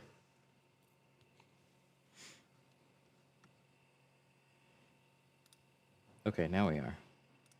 So if I click stop and then click activate. There we go. Now we back. What gel does a really good job of doing is it's thick. It's got a thickness to it. So it helps with keeping debris from rinsing back in. Water's very runny. Gel hangs out on the edges. And so when I spray, I always try and spray in a way that doesn't get all the stuff that runs from the top down. So like in these inner areas up here, because you can only wipe so far into that stuff. So you still spray in a way that helps keep that out. But what the gel does is after you clean it, you can spray it with some gel.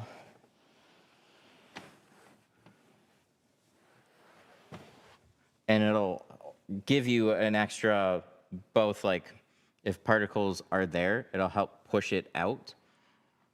And then it just helps stuff from rinsing back into your work.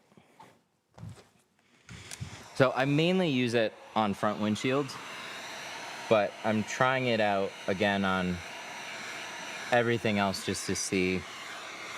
There's no reason you can't use it on doors, on back windows.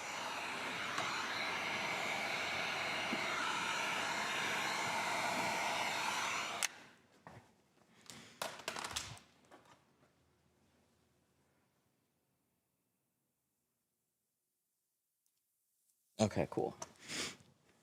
So we've got the other side to do. This looks great. Let's go ahead and move some stuff. Is that gel made for tint or PPF? Instagel is for both. And they're trying out OptiGlide for PPF as well, but it's mainly, it was made with tint in mind.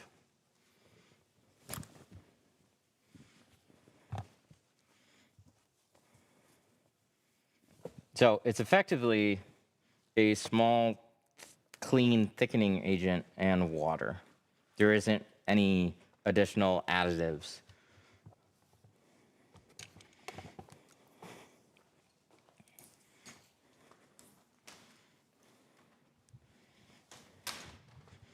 So we're not introducing oils and conditioners and extra random shit into it. It's just very clean.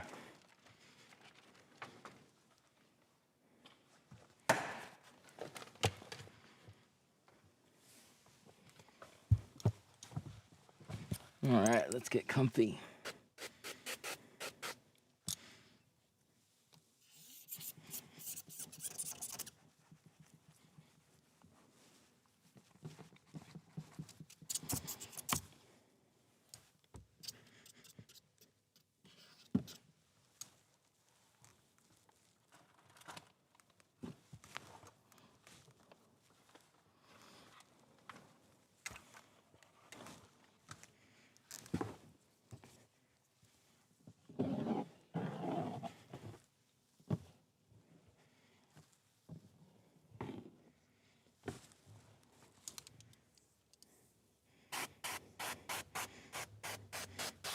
Do you use dry shrink prep?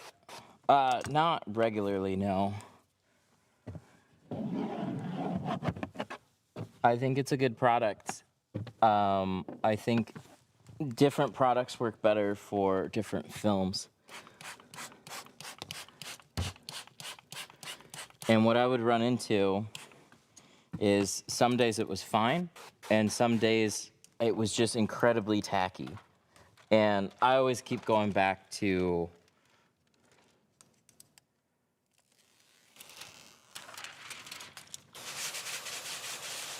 snuggle dryer sheets.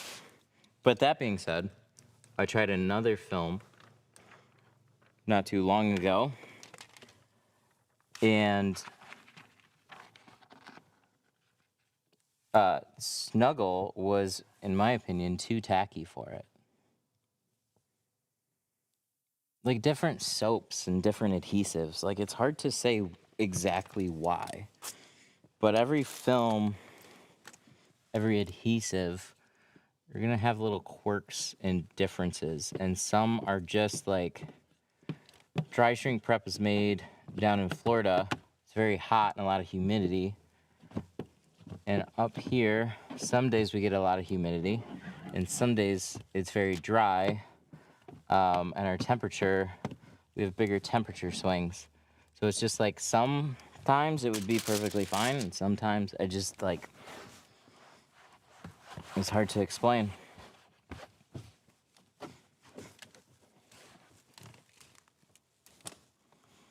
So some of what I do is trying to make tinting as foolproof as possible, which is why I haven't leaned into the torch as much either. It's like I feel like learning by watching somebody always use a torch isn't going to teach you much about shrinking. It's going to teach you how to shrink faster.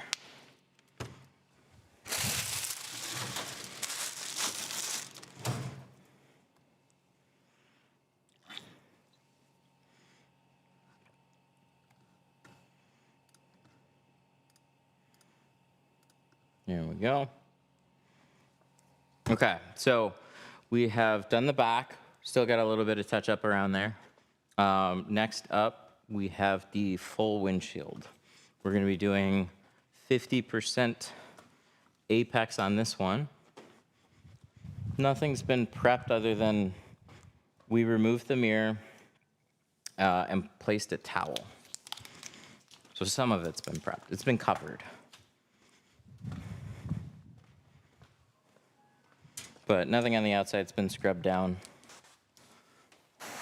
We're going to be setting that up now.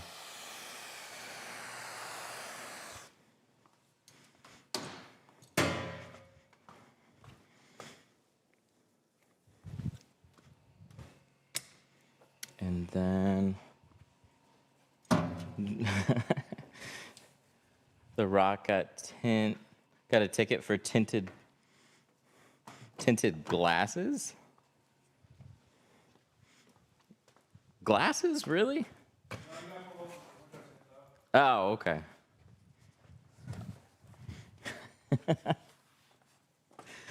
What great advertising.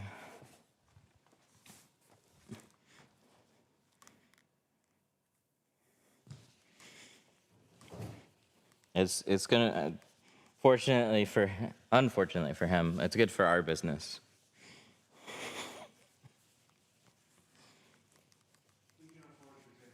Yeah.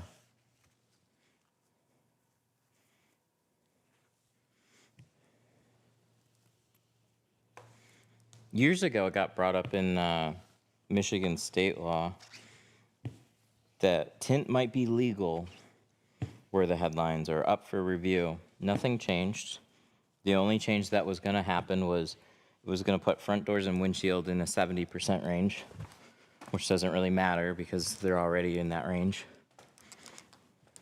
And then everybody started getting front windshields tinted. Go figure.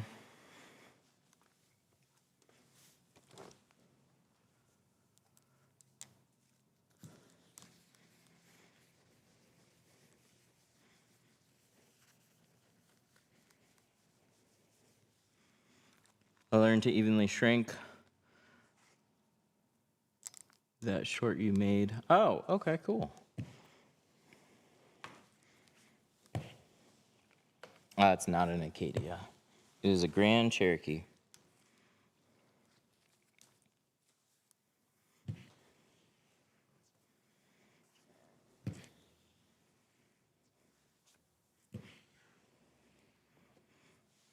And we're gonna 50% the windshield.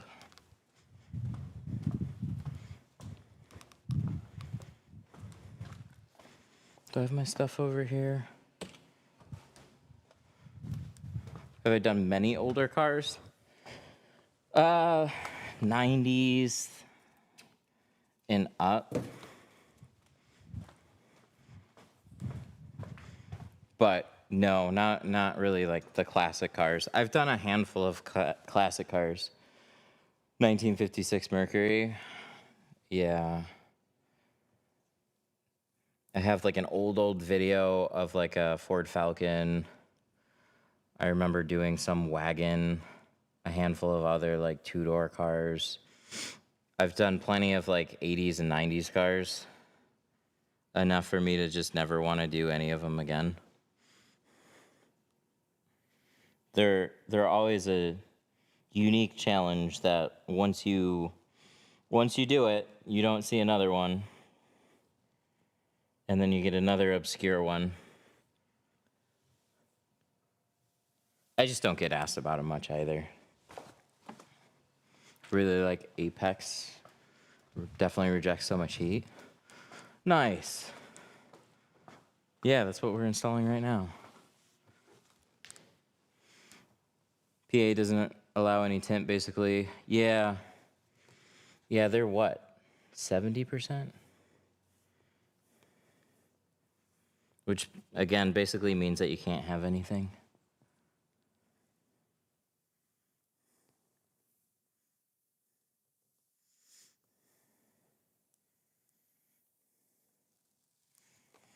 I can tint,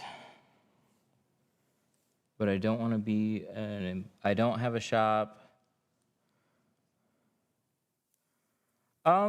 There's definitely a couple ways that you could do it. You could go out on a limb and get a space. If you don't want to do that, I think one of the best ways to be mobile is go tint for other companies that are not tint companies. That's what I did for quite a long time. It was my favorite way of doing it outside of having a shop.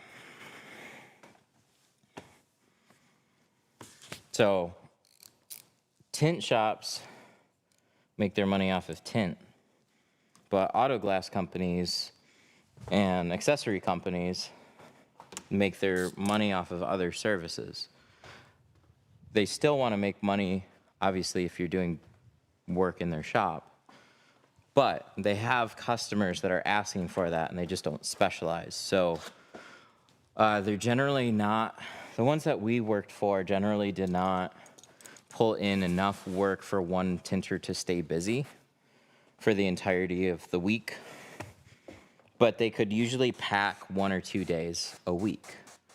So you get yourself 2 or 3 accounts, divvy out some days so the busy one gets earlier in the week and a day later in the week. And then maybe another account only gets 1 day a week, and that's the day you're going to be there. And then you have them line up all their appointments for that day, and you come out and you do the work.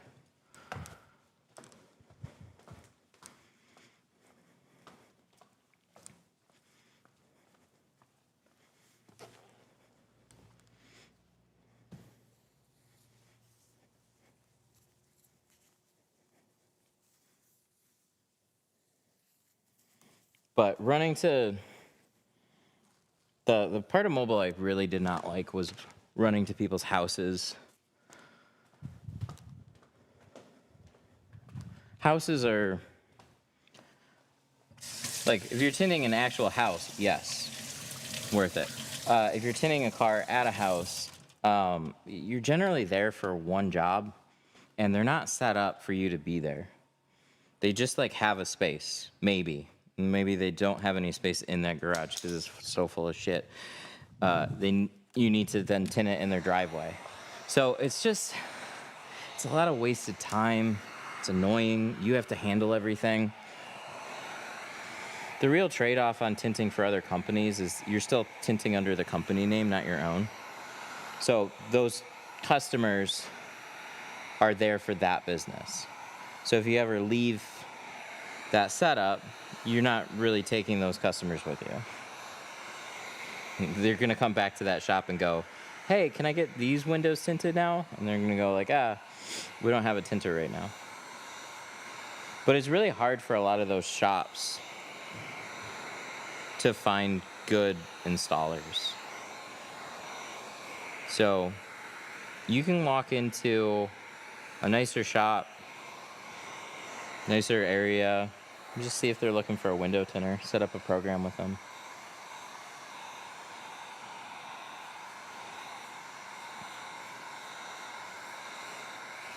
So you don't put the, oh yeah, the tape is so we don't cut on the glass directly.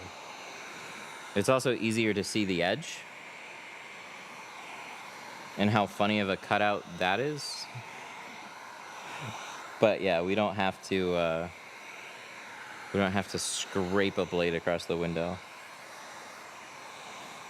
What stuff did you put on the window? This is just Snuggle dryer sheets. They just work really well with these films. They just have a good tack. They let the film float. You'll see when we get into shrinking why that matters.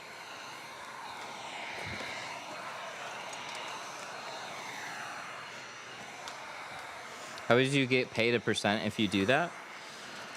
That's up to what you negotiate. And they're like, dude, you're talking to independent business owners. Some of them are going to be frustrating to deal with and not worth your time. So it might take a little time to find the right places and set up the right accounts.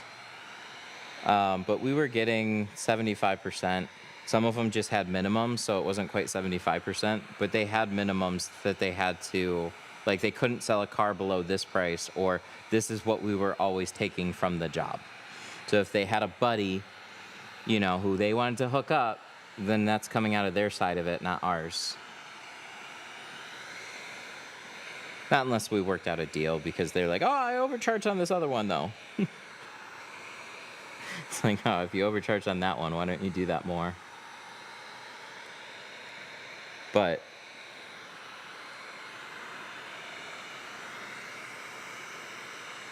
generally, we would get probably between 60 and 75% from most companies. There's some that just they charged more.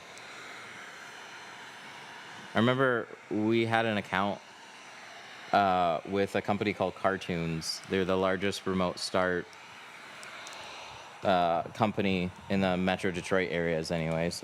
From what I understood, I think it was the entirety of Michigan.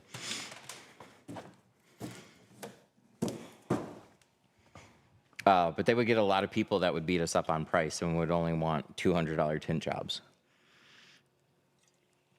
We weren't going below, I want to say like 220 to 240 at the time, which is still lower, but they were volume. So we got a lot of business from them, and they had quite a few locations. Had a good working relationship with them. They were frustrating from time to time, but overall they were the largest account, so they had a little bit of weight.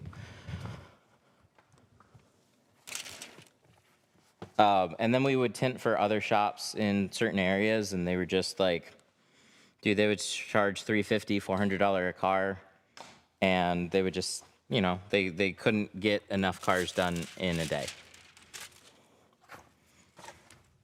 They just had plenty of clients and weren't arguing about price. It's just that's the type of business that they built.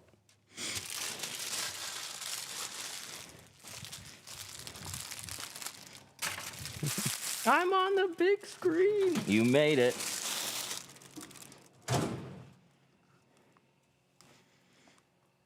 Okay, so we have film. Let's put it on the window, and then we're gonna shrink it.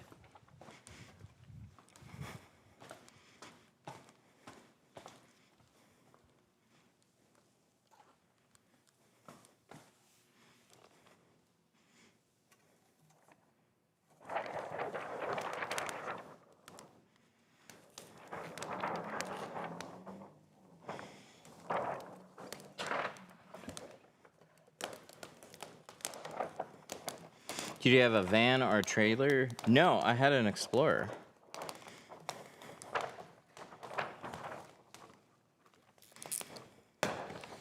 Personal vehicle.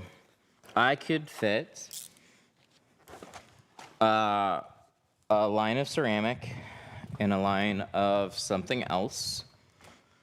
And at that time, dude, ceramic had been out for a little while, but the idea of it was so new and still is very new to some of these companies. Like when we were selling those jobs to the accessory companies, like it took some convincing because a lot of them got used to being beat up on price. And we were selling it for 400, 350, 400, something like that, versus like 250. So in a lot of their minds, it's just like, nobody's going to go for this. That's crazy for Tint. Tint was just Tint. And then we set all of them up with the heat box demo. And it just varied from sales guy to sales guy. If they were enthusiastic about it, they'd sell it all the time. If they were really shy about it, they just wouldn't sell it. Like, nobody's going to care for it. This film's fine for you. Or they just wouldn't even bring it up. This is how much a tint job is. Because they would make a small commission off of every sale, regardless of what film. They would get better commissions off of the better films.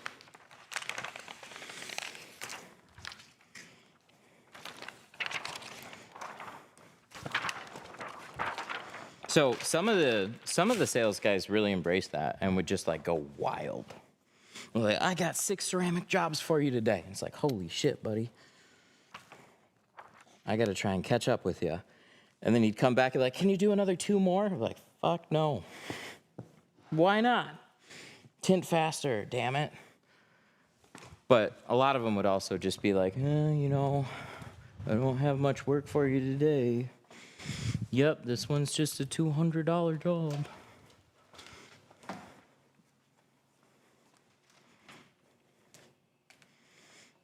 One armor. No, I haven't.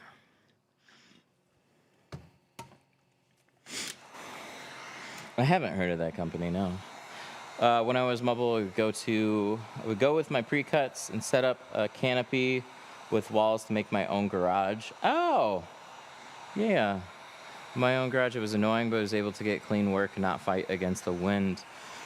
Rick, the owner of Sun Distributing, he would pop up his circus tent. He had a Nissan Pathfinder. And it was like a 20 by something pop-up tent in the winter.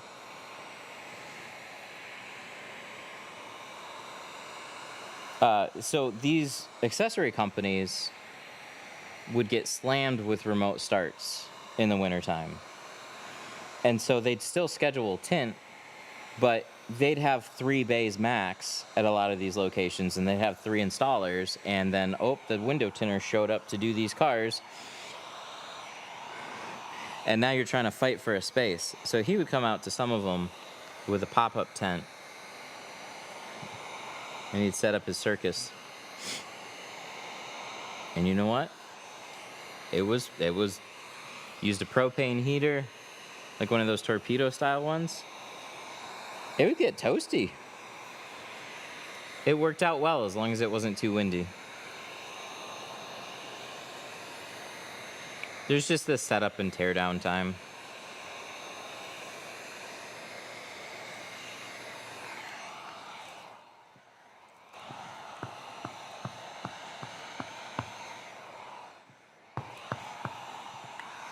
Was tinting a Lexus 250? Oof. Customer dropped off the vehicle at 3 p.m. Showed up 2 hours later. Said she needed it by 6 p.m. I did it. But oh man. Oh yeah, that's a little bit of a time crunch for sure. Especially on a car like that.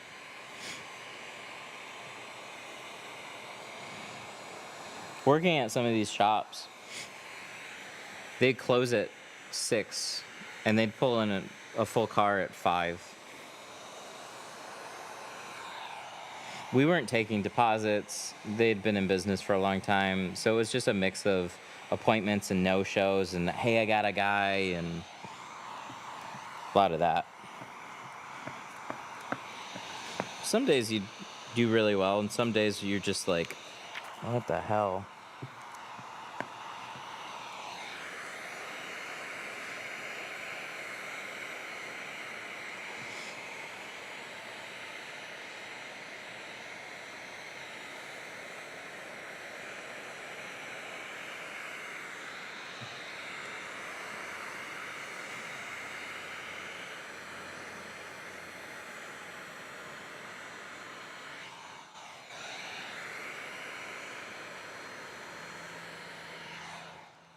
Outside tint job, that's right.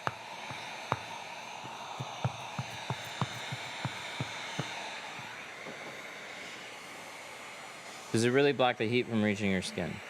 Yes, absolutely. So when you sit in the car,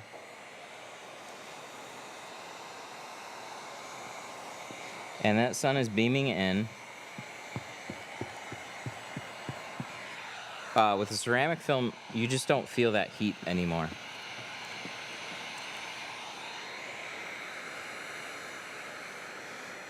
Your car is not magic. Your car will still get hot if it's left out in the parking lot. That's cap. You're cap.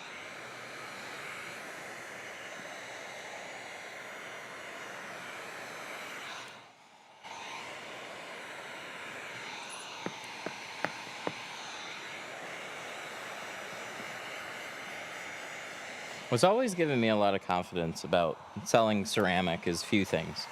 Non-tint people, give it to just your average consumer, and then see if when they get another car tinted with you, if they get it again. Most of them will say like, holy shit. Like once you get used to living with it, then you get a new car, it's not tinted, and obviously you want tint on the next car, so if you spent the extra money on getting a ceramic and you didn't like it, you would just get a cheaper film next time. Time and time again, they get it again. It's just, you get so used to it. It gets irritating when you drive without it.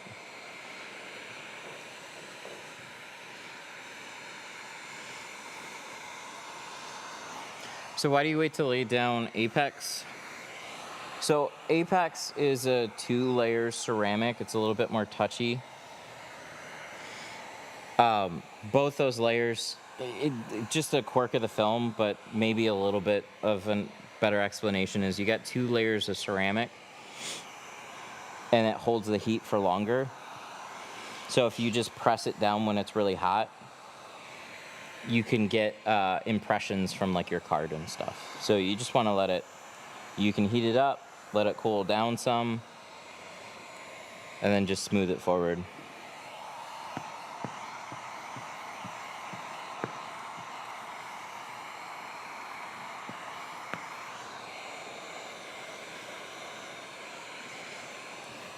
I would hope. I'm tinting here. And we're doing a windshield. And I always think it's funny that, like, why is he doing it on the outside? It's supposed to go on the inside. Maybe we've thought of that.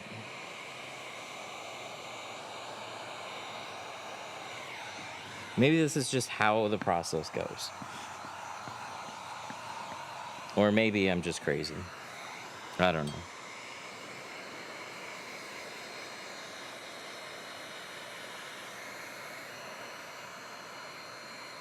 You can play bingo with the most heard comments on tinting. Yes. Can you make a bingo card for me? Post it in the Facebook, and I'll put it up on the wall, and we'll try and get one of them one day. Huh? So I'll build you an app that builds you a I know you would. Everybody can go to Tintly/bingo. Follow along.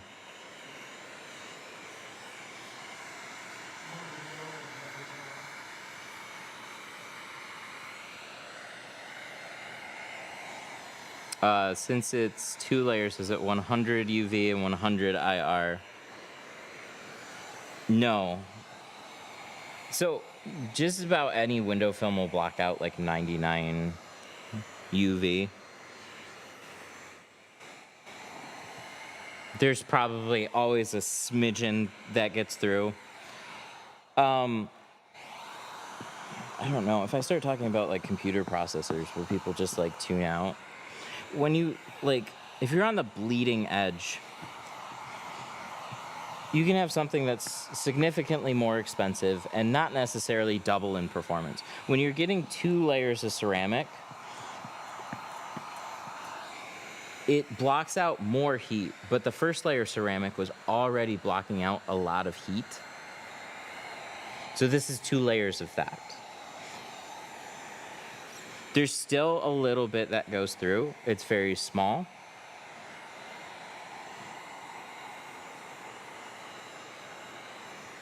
But some still gets through. So like I do a heat demo up front, and I put a meter in front of a light bulb, and you can feel the difference. Put your hand right in between. And when I switch it from C2 ceramic to Apex, it drops in half.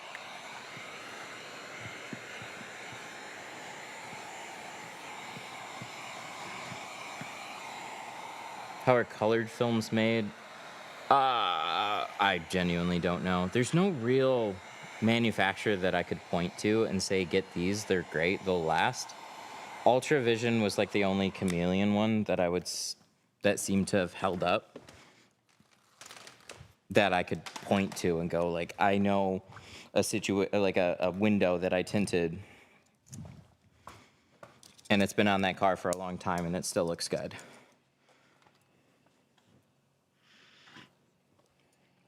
But a lot of chrome films, you could do like a company's architectural line and get a chrome look. But like the fader and colored films,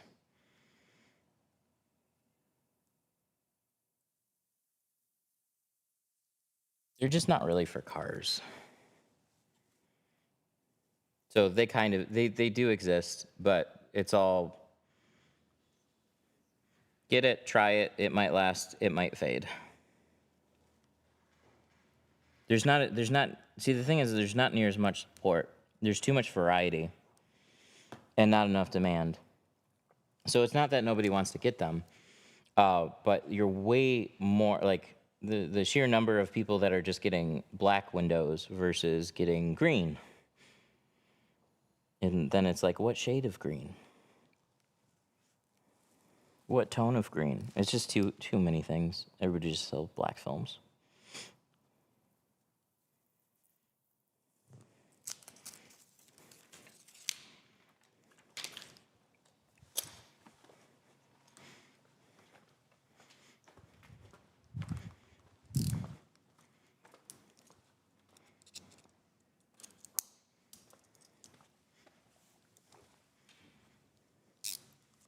All right, we're gonna trim this out.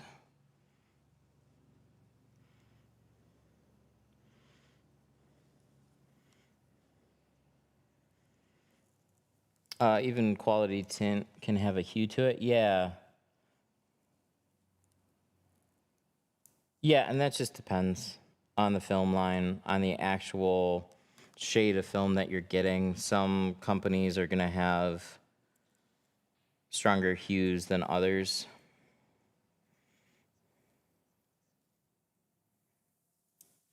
Is there any tint that doesn't discolor, that doesn't have a hue? It's hard to point at one particular one and say this one does not have a hue.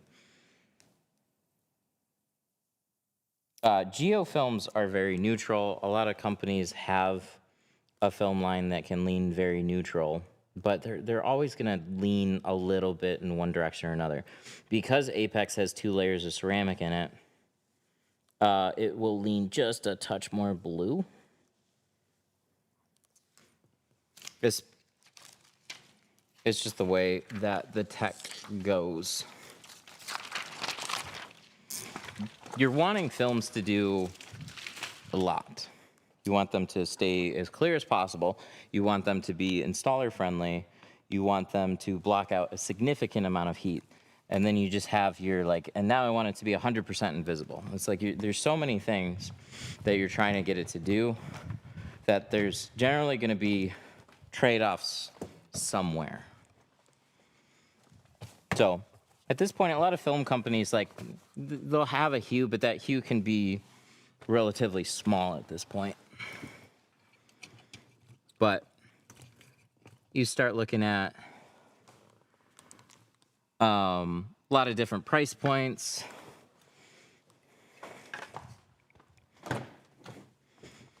No, it's not an indication of poor quality, believe it or not.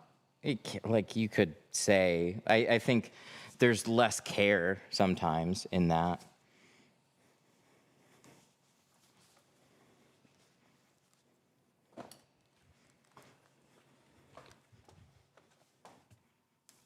All right, what do we need? We need a scraper. Oh, here's my line scraper.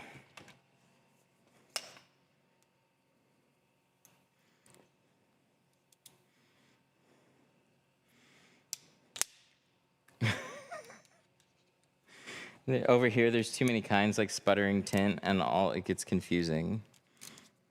Sputtering is metallized. It's an older way of making film, but there's still film companies that do it. Your main ways of making film are a dyed film, which is pretty much glue, polyester, and coloring. So there's not really any like heat blocking. An alternative to dyed is carbon. And for that, they actually use nano-sized carbon particles. Like teeny, teeny, tiny. That goes into the film, and it does two things. It colors the film, and it also gives it a little bit, like carbon blocks some heat.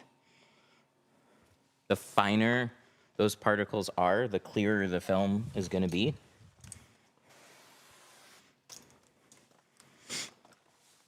Why is sputtering the most expensive if it's older? It's generally not. I don't know what film you're looking at, but it's usually ceramics are the most expensive.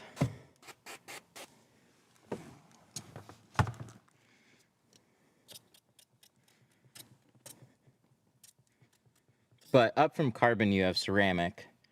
And ceramic doesn't darken the film. It does a little bit, but where ceramic will get its coloring from either carbon or dye. So you can just have alternatives.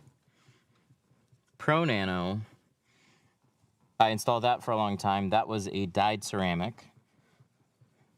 And C2 ceramic, which is what we have now, is a carbon ceramic. So they're going to have one or the other in it no matter what. Unless it's just a pure ceramic in a super light shade.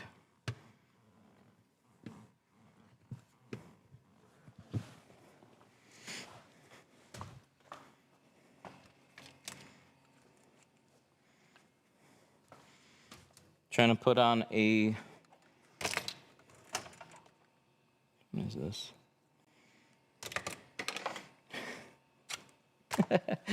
Tints are way more complex than I thought. I'll tell you what, everything's more complex than you thought. It takes something incredibly smart and complicated to make it very simple for you. That's what I've noticed about everything.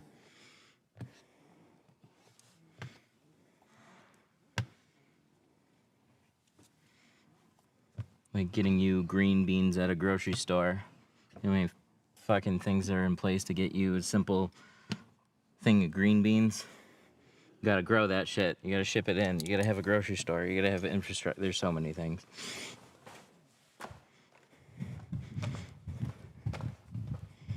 Using meta glasses? I wish. They don't stream like this. We're using a phone. Get ceramics, period. Get ceramic if heat is your biggest concern. If you just like, hey, I just want, like somebody said, I just want regular tint. Regular tint is going to be a dyed film or a carbon film. Most regular people's company's regular film is going to be a carbon. And carbon absolutely blocks some heat, but it does it in the darker shades and it doesn't do as much as a ceramic.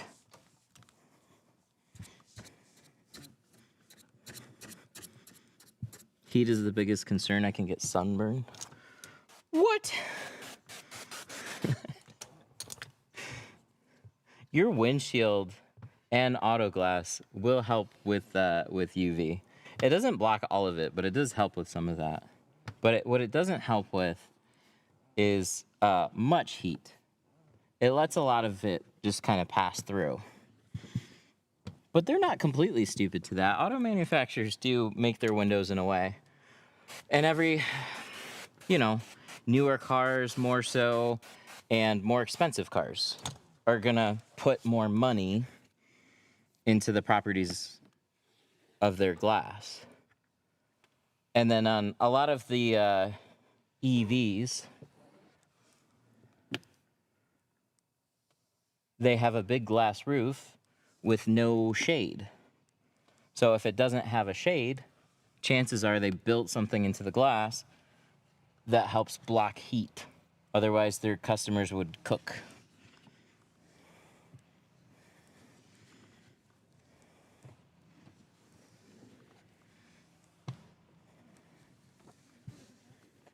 Or maybe they just want to cook their customers. I don't know.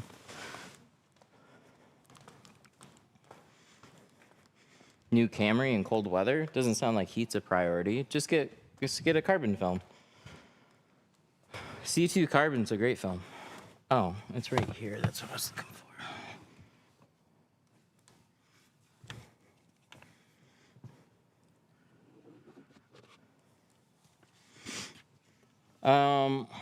What percent would you do on the front to not attract attention? If you want something with a little bit of a tinted look to it, but not attracting much attention, 50% is really good for that. 50% adds some shade, enough that you can really appreciate your windshield. 70 is nice for heat, but it doesn't really have any coloring to it. So with 70, you kind of have to explain, yeah, my windshield's tinted. And they'd be like, is it? Yes, it is. You see? No, we don't, because it's 70. But 50, you can tell there's tint there. But it doesn't, like, stand out. 50 front, 30 sides? No, that's a really good setup. That's nice. Are you using regular soapy water or what? Oh, I forgot to peel the tape. Oh, that's okay. It's not gonna hurt anything. Let's peel it now. We get this side.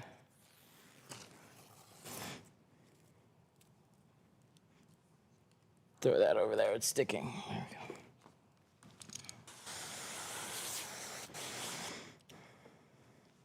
Are you using regular soapy water? No, I am using a tint safe soap called Tint Slip. And I sprayed some OptiGlide on the edges, which is a gel that just helps keep the edges clean.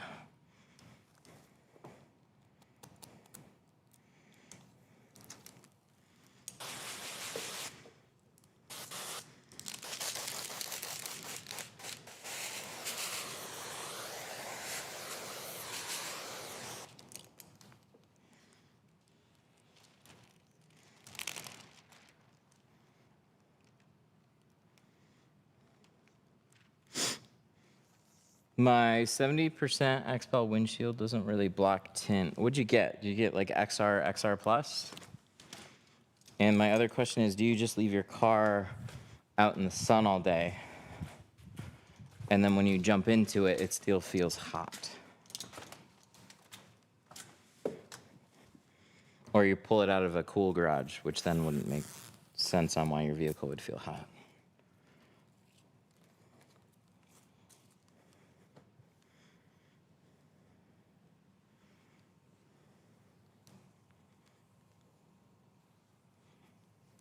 So for some people, there's this annoying confusion. This is why there's like, you're like, oh, this guy talks too much. There's some nuance. XR.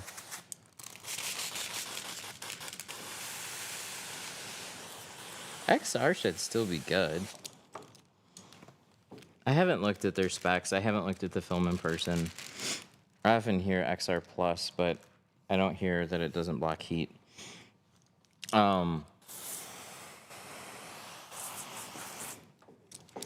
But none of these films are magic.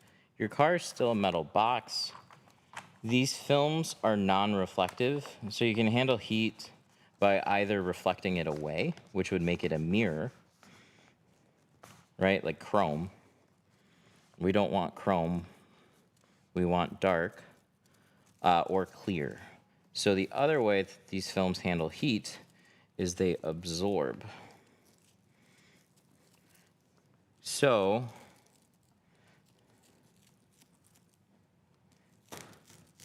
if it's absorbing it into the glass and your car is sitting out in a parking lot and it's just not running, there's nothing that's really dissipating the heat. So your car will still get hot. It doesn't get hot in the same way. It's more like a gradual oven rather than direct sunlight on your interior and on your seats. So when you turn on your car and you start running the air, that starts maintaining the temperature inside the car and taking the heat away from it. And then the sun that would be just coming through your windows, the film is blocking that heat and absorbs it into the glass, and then it more dissipates off the car. You just don't feel it. So anybody that just says, keep ceramic on your car to make it cooler,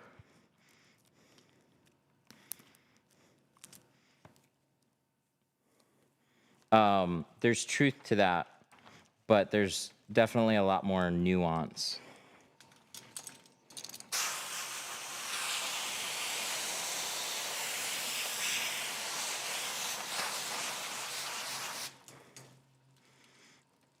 If using Tintly, would you change, what?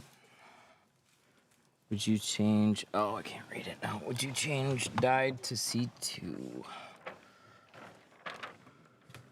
I'm not really sure about the Tintly part, but so we used to have Pro Classic.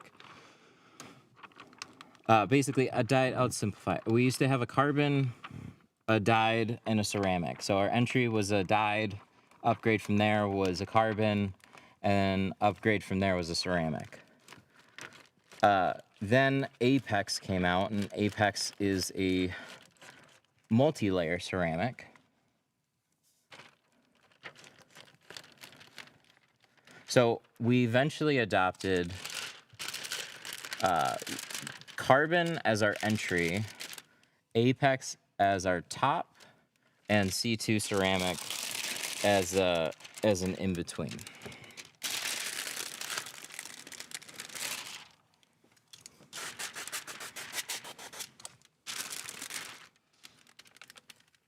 This part makes it really funny. Got such a big flap here.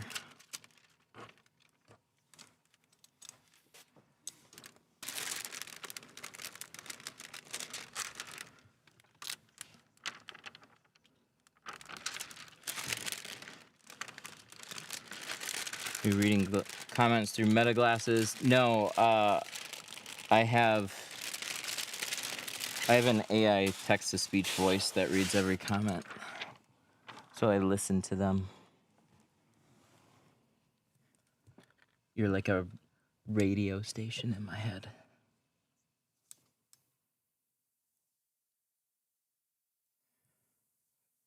So it also gets challenging for us to explain products because on the one hand, you can have a very simple customer and they're like, dude, I fucking want tint. What did you just say to me? And then those people might get told, yeah, ceramic keeps your car cooler, and they half listen to you, and then they get it, and then they're upset because they hopped into their car on a 100-degree day and it didn't feel like an iceberg. And then you try and explain it, and then they say you lied to them and whatever. And then you have people that care to pay attention a little bit more, and you can explain, like, yeah, these films block heat, but they're not magic. And then you just have a lot of people kind of like in between.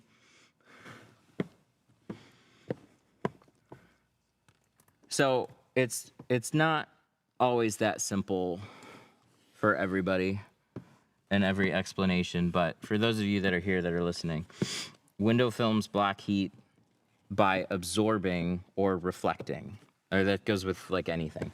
It absorbs or reflects. And since we want black films, black or clear, there's no reflectiveness to them.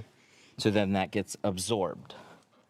And because there's airflow outside your car, some of that gets dissipated, but there's no way around it. On a 100-degree day and the sun's shining straight down on your car is still covered in black paint and metal and glass. It's going to get hot. But as soon as you start maintaining the inside temperature, the film helps you maintain that temperature and it takes away that heat from hitting your skin, but your glass is still hot and is still radiating heat. So if you put your hand close to your windshield, you're still gonna feel heat. So it will take some time to cool that interior, but if you pulled out of a shaded area or a garage, then you're not gonna feel that sun cutting through your glass. If you still do, then you don't have a good ceramic film or somebody sold you a pile of garbage.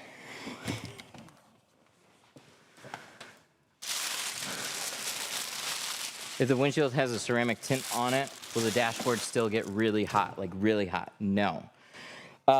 Your car, again, still sitting out in the parking lot, it's not gonna absorb the direct heat. It will still get hot, but it's not gonna get like scorching hot. It will definitely help your dashboard. It helps like any part of your interior that the sun would be exposed to that would just heat up extra. So like your steering wheel, your dash, black seats. There's a difference between that sun hitting it and then having a film in between. Definite difference between that.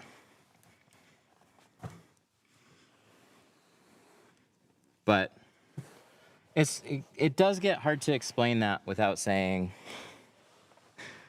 you know, yeah, your interior's cooler. Pre-cut tint still needs to be heat shrunk. Do you shrink it? Yeah. So this is what your pre-cut kits get cut out on. We don't sell them, but if you order a pre-cut kit, it's gonna get cut on a machine like this. There's still shrinking involved. My phone gets hot, so it stops charging. It also sits in direct sunlight, but I do have that Expels windshield that's confused me because I hope that it would solve my problems. Can I ask,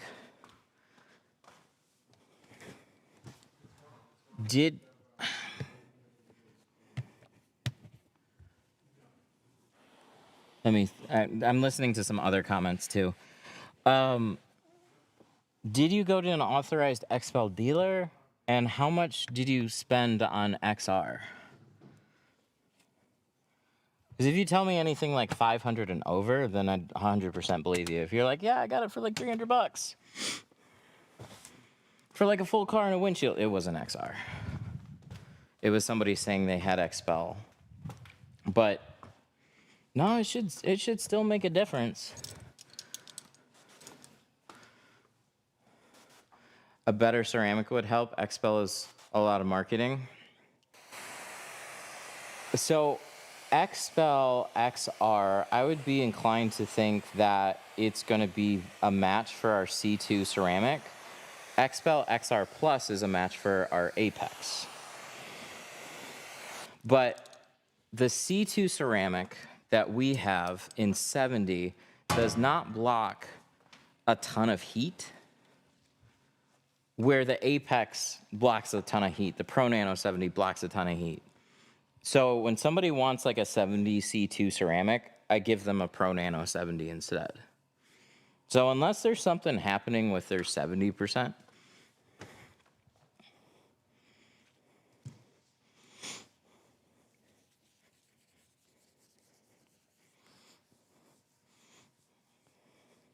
I worked for an XPEL shop. I tinted it myself with the XR70. I did the job. I can't blame anyone. Oh, okay. Huh. Then I guess their 70% in XR just kind of blows.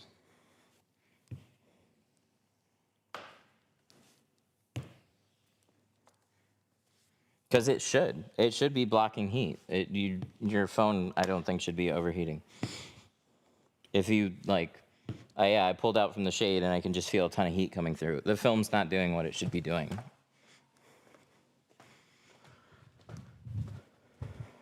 XPEL is a marketing company before they're a tint company. I know, but they still don't sell bad products. They charge enough to sell good products. And the thing people think is that because they're charging so much more, they're significantly better. No, they're alternatives. So I'm just a little surprised to hear XR is just that bad.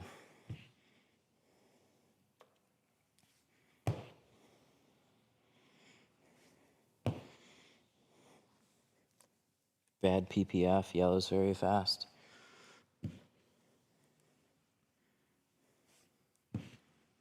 That I know much less about. I've seen some videos. Man, we need some independent testing. But like quantifiable independent testing. Working on it, kind of. For fun though. Now I want to try it with some PPF. You take 2 PPFs, you put them under like some UV, and just see which one's yellow faster. I think it'd be fun. Sounds good. Damn, this looks nice. Okay, I'm gonna wipe it down, but no, let me get a different towel.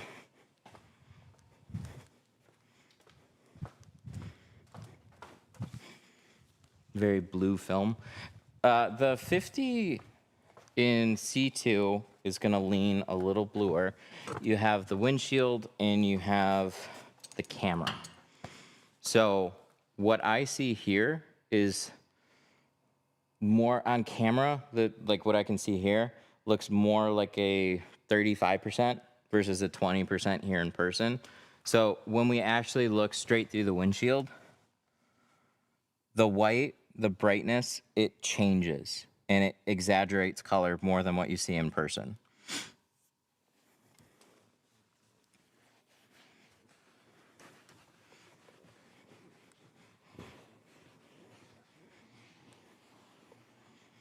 All those nice cabinets and toolboxes, but just a couple of Walmart totes for the towels. Dude, I know. And like, then I let my shit turn out like that. I'm scatterbrained when I'm actually working. And I'm really bad at just trying to keep things organized while I work. I was talking about XPEL, not yours. I was gonna say, if you see some type of a color tone, that's where it would lean. And then there's funniness with the cameras.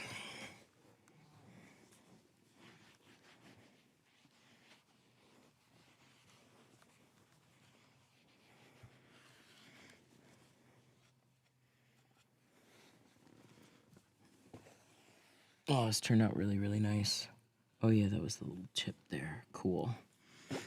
About freaked out for a second thinking that that's a spec. Whew. Oh, it's nice.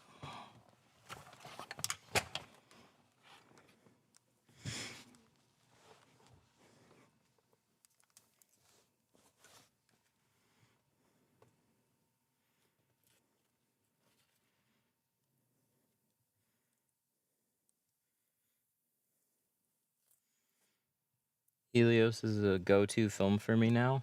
Oh, that's cool to hear. I used Helios for a while. He was still figuring out his film lines. They're close to me, so like I'm 30 minutes away from Sun Distributing. At the time, they were still figuring out their film line, and then I started using Geo because they were just ahead in that.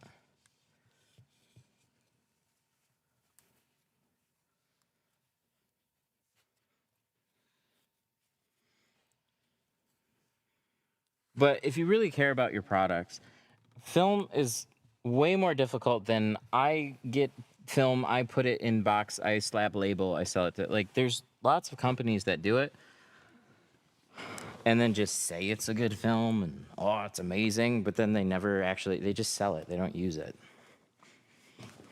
Sun Distributing, they use their own films. And they definitely care about what they install and sell and use. So they're good people over there. Oh no! Oh, that's frustrating. Tinting a windshield, have an Apple Watch Ultra, and then yikes. That sucks.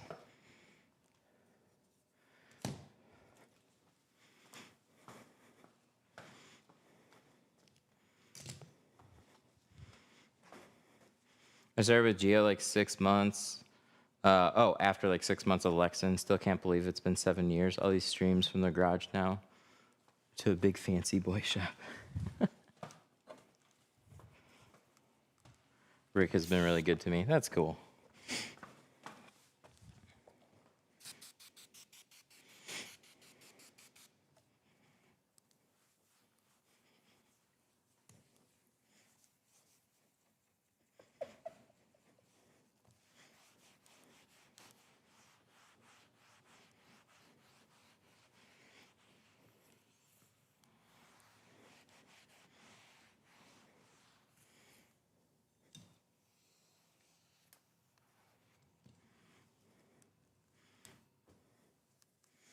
Have you ever used high tech? Talked about this a little bit earlier.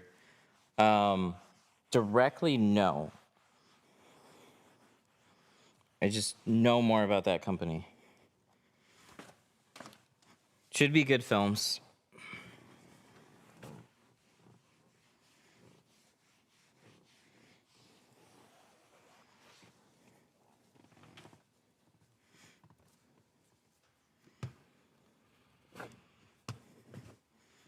You just show off your favorite tools. Yeah, we use them while we're working. So Pros Blade, these are newer. These are by Tri-Edge. Super, super nice blades. We have the Scrub It Minis now, which special Detroit Tint Studio Edition. Super cool.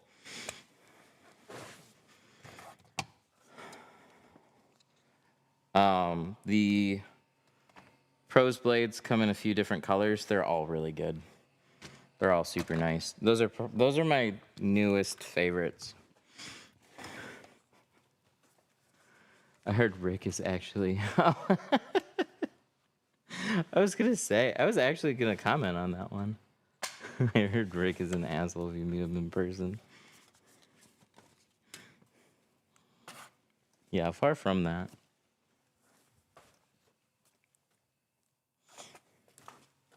Just for anybody that doesn't know.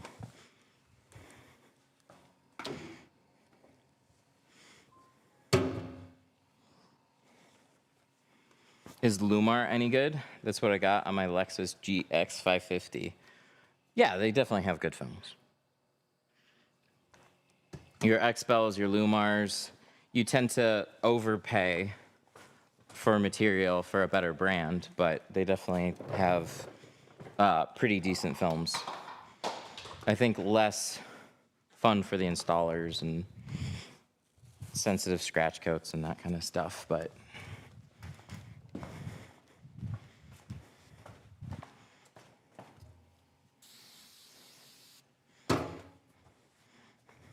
it's really like the trade-off for a lot of these things is like you can get your top tier branded films that should be very good.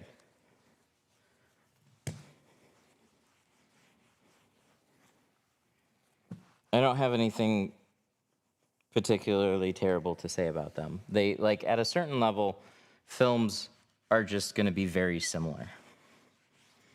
They're not going to be exact. There's probably going to be some crazy differences, one brand to another or one film line to another that I was just unaware of for that particular film brand, like we talked about with XBEL XR, which is surprising. But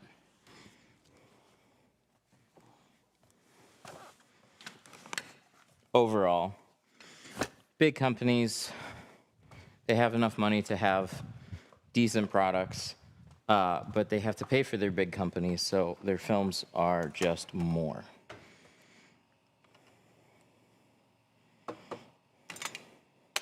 Put that there. Okay, what am I looking for? Tool belt is here. All right, we're gonna make sure the edges are all locked down.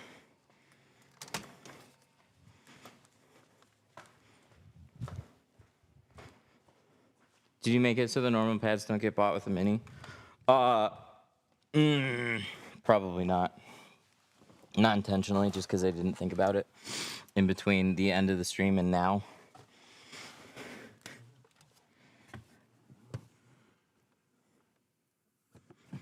And we should have bundles too.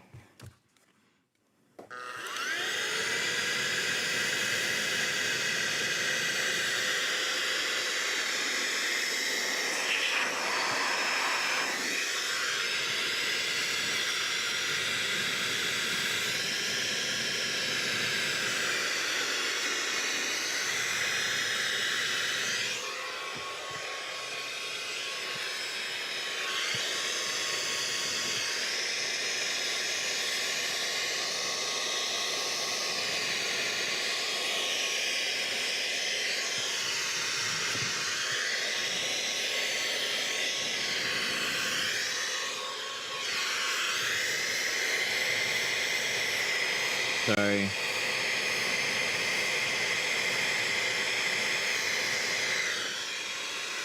Trying to make sure this is all touched up. Can you change dyed category on Tintly? Oh, yeah, you can change the category names.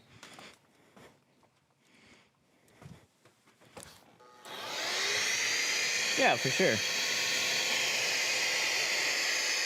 Go to in Tintly, go to your film library.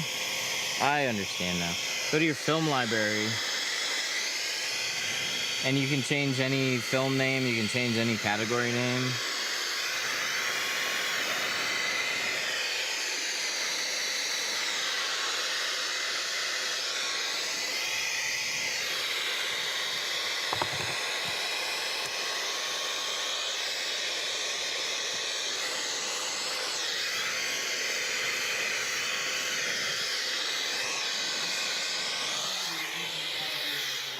What?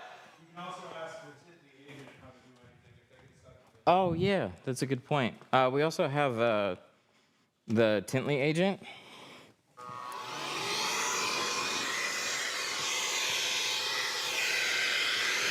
So if you ever get stuck on this kind of stuff, we have the community. Post a question there, and also see if the agent has anything useful. It's a AI agent that's trained on basically the entirety of the platform, so it can give you directions to do a whole lot of stuff, and we'll do some of that stuff for you.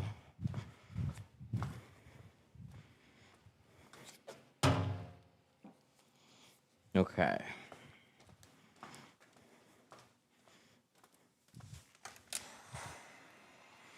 Let's make sure all our edges are good.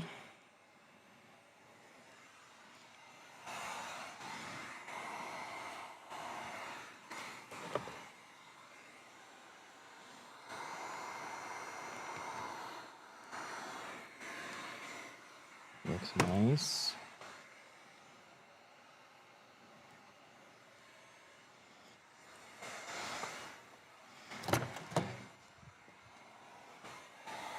Been using DigiCut, but to me it's trash. Yeah, I wasn't that much of a fan of it. It was good for the money until they went all the way up to $200 a month from like 80. I understand that companies will have price increases, but their whole value prop was that they were the best budget software because they needed to add a lot of features, and their patterns were not always that great, but it was forgivable at 80 to $100, I guess. But at 200, no. I use Core, and I've got frustrations with every software. No software is perfect, but they've been really, really good overall, on average. They're getting to be annoyingly hard to get, though.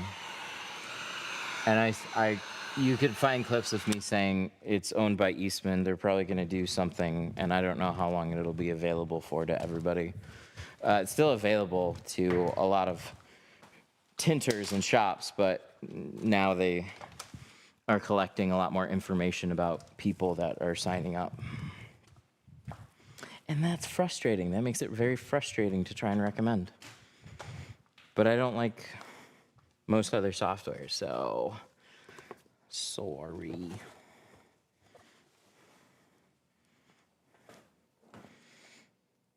Don't know if my plotter supports Core. That's a good question. If you have a Windows machine, then you should be okay. But I can't guarantee that. If you have a Mac, that's a lot funnier with some plotters.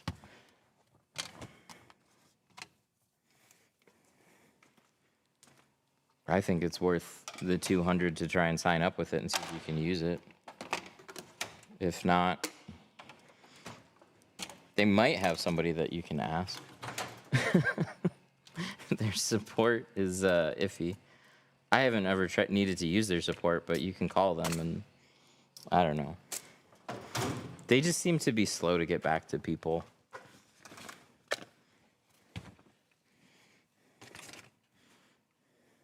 There's also a very, there's somebody in our community for a little while that was very hard on plotter companies, or software companies.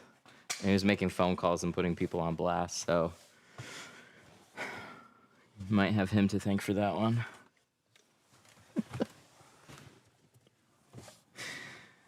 Ay. All right, we gotta put this mirror back up.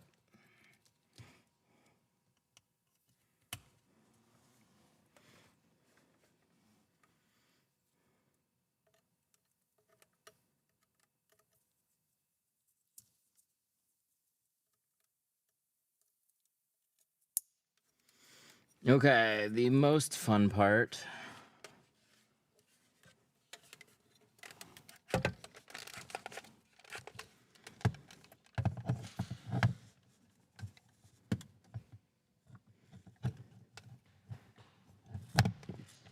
There we go.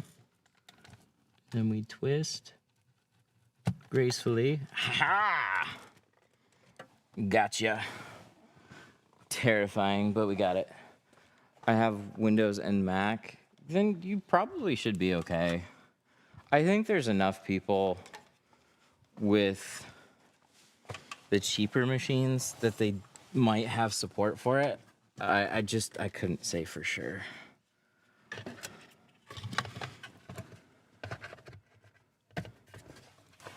they try and support as many things as they can, but there's so many. Like you got all the Viver machines and stuff. Like, so I was trying to get it to work with Mac versus Windows.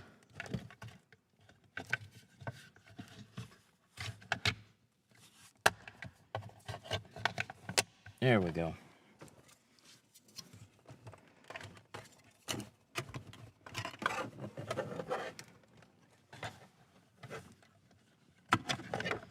Okay, and then this goes down, clips in. Ta-da! Yay, that's all back.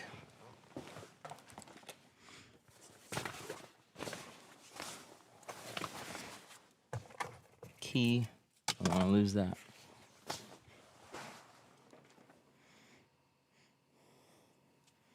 That's the one I have, a Vivor. Oh, yeah. It might not. I don't know if it does.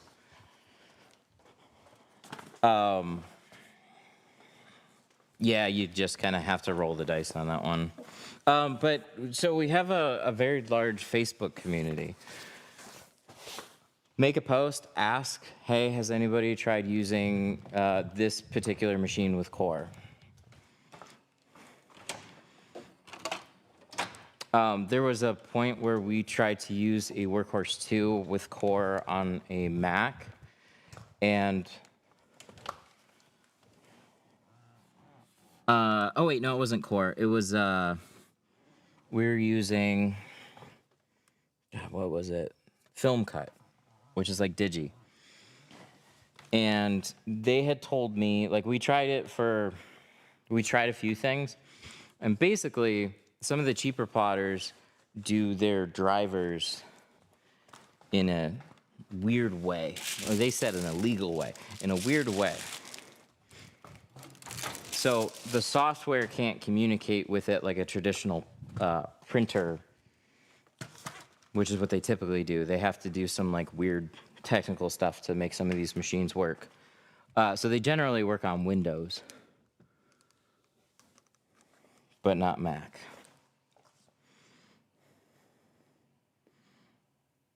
But I couldn't tell you exactly. Like, we tried it, and they kind of explained why. It's just the way that they set up their drivers wasn't compatible with the way that Mac does things.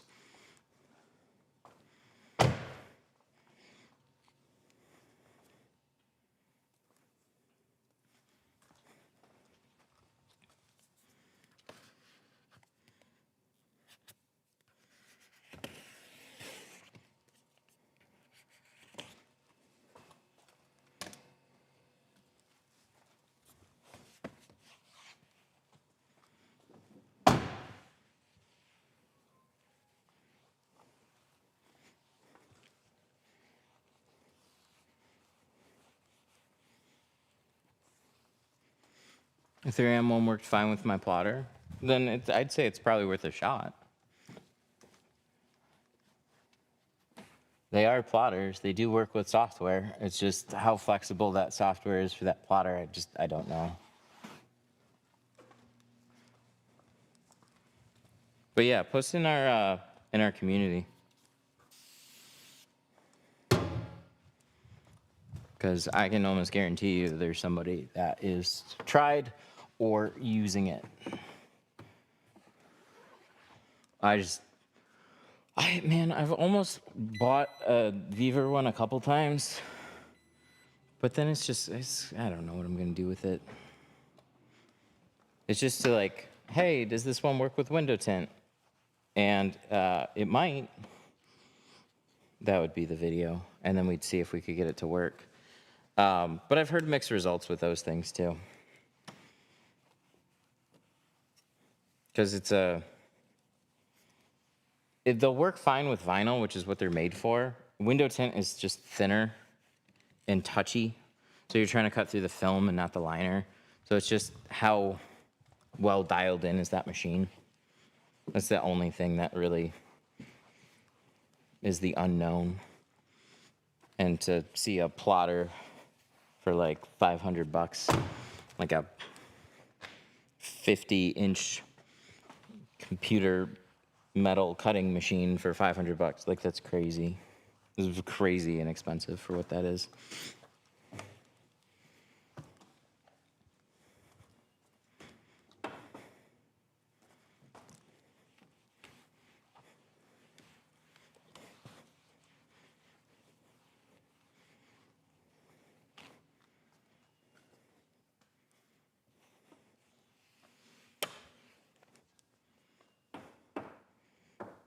All right.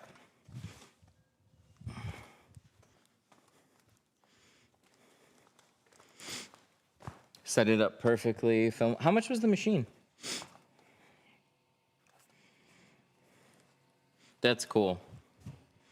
I don't think it's to overspend on a machine. There's definitely some differences between them as far as like features go. But if you get it cutting perfect, you can have just as many cutting issues. You can have just as many cutting issues on a graph deck.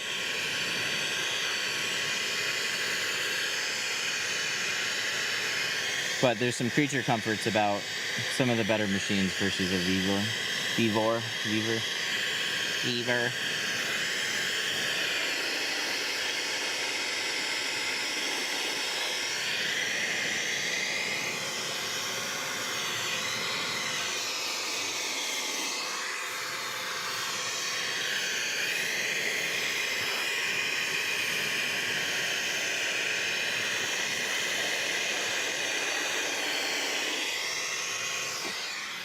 420. Nice. Yeah, that's a cheap machine for sure. Nice job. That's cool that it's working.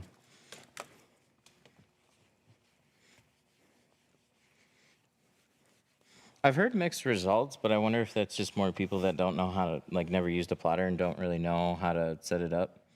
And so they, set it up and have issues.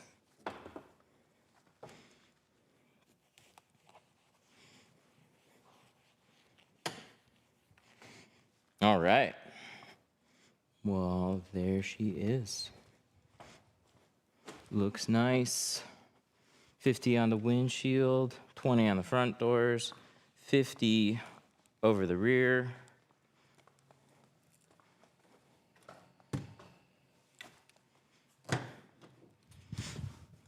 Yeah, it looks really nice. I like that.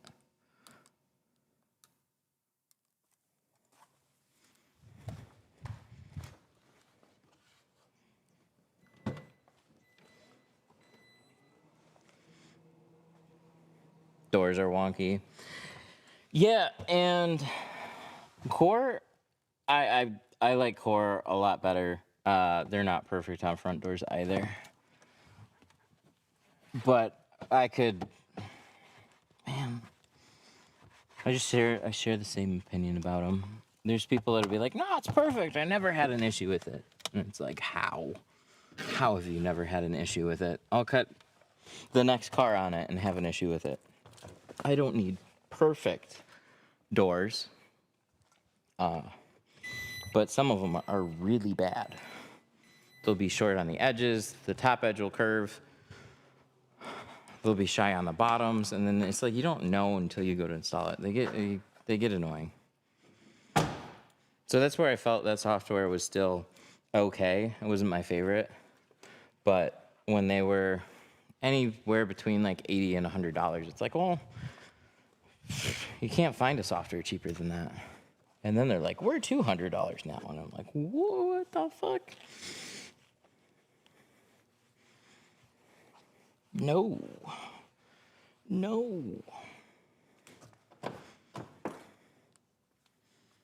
Alrighty.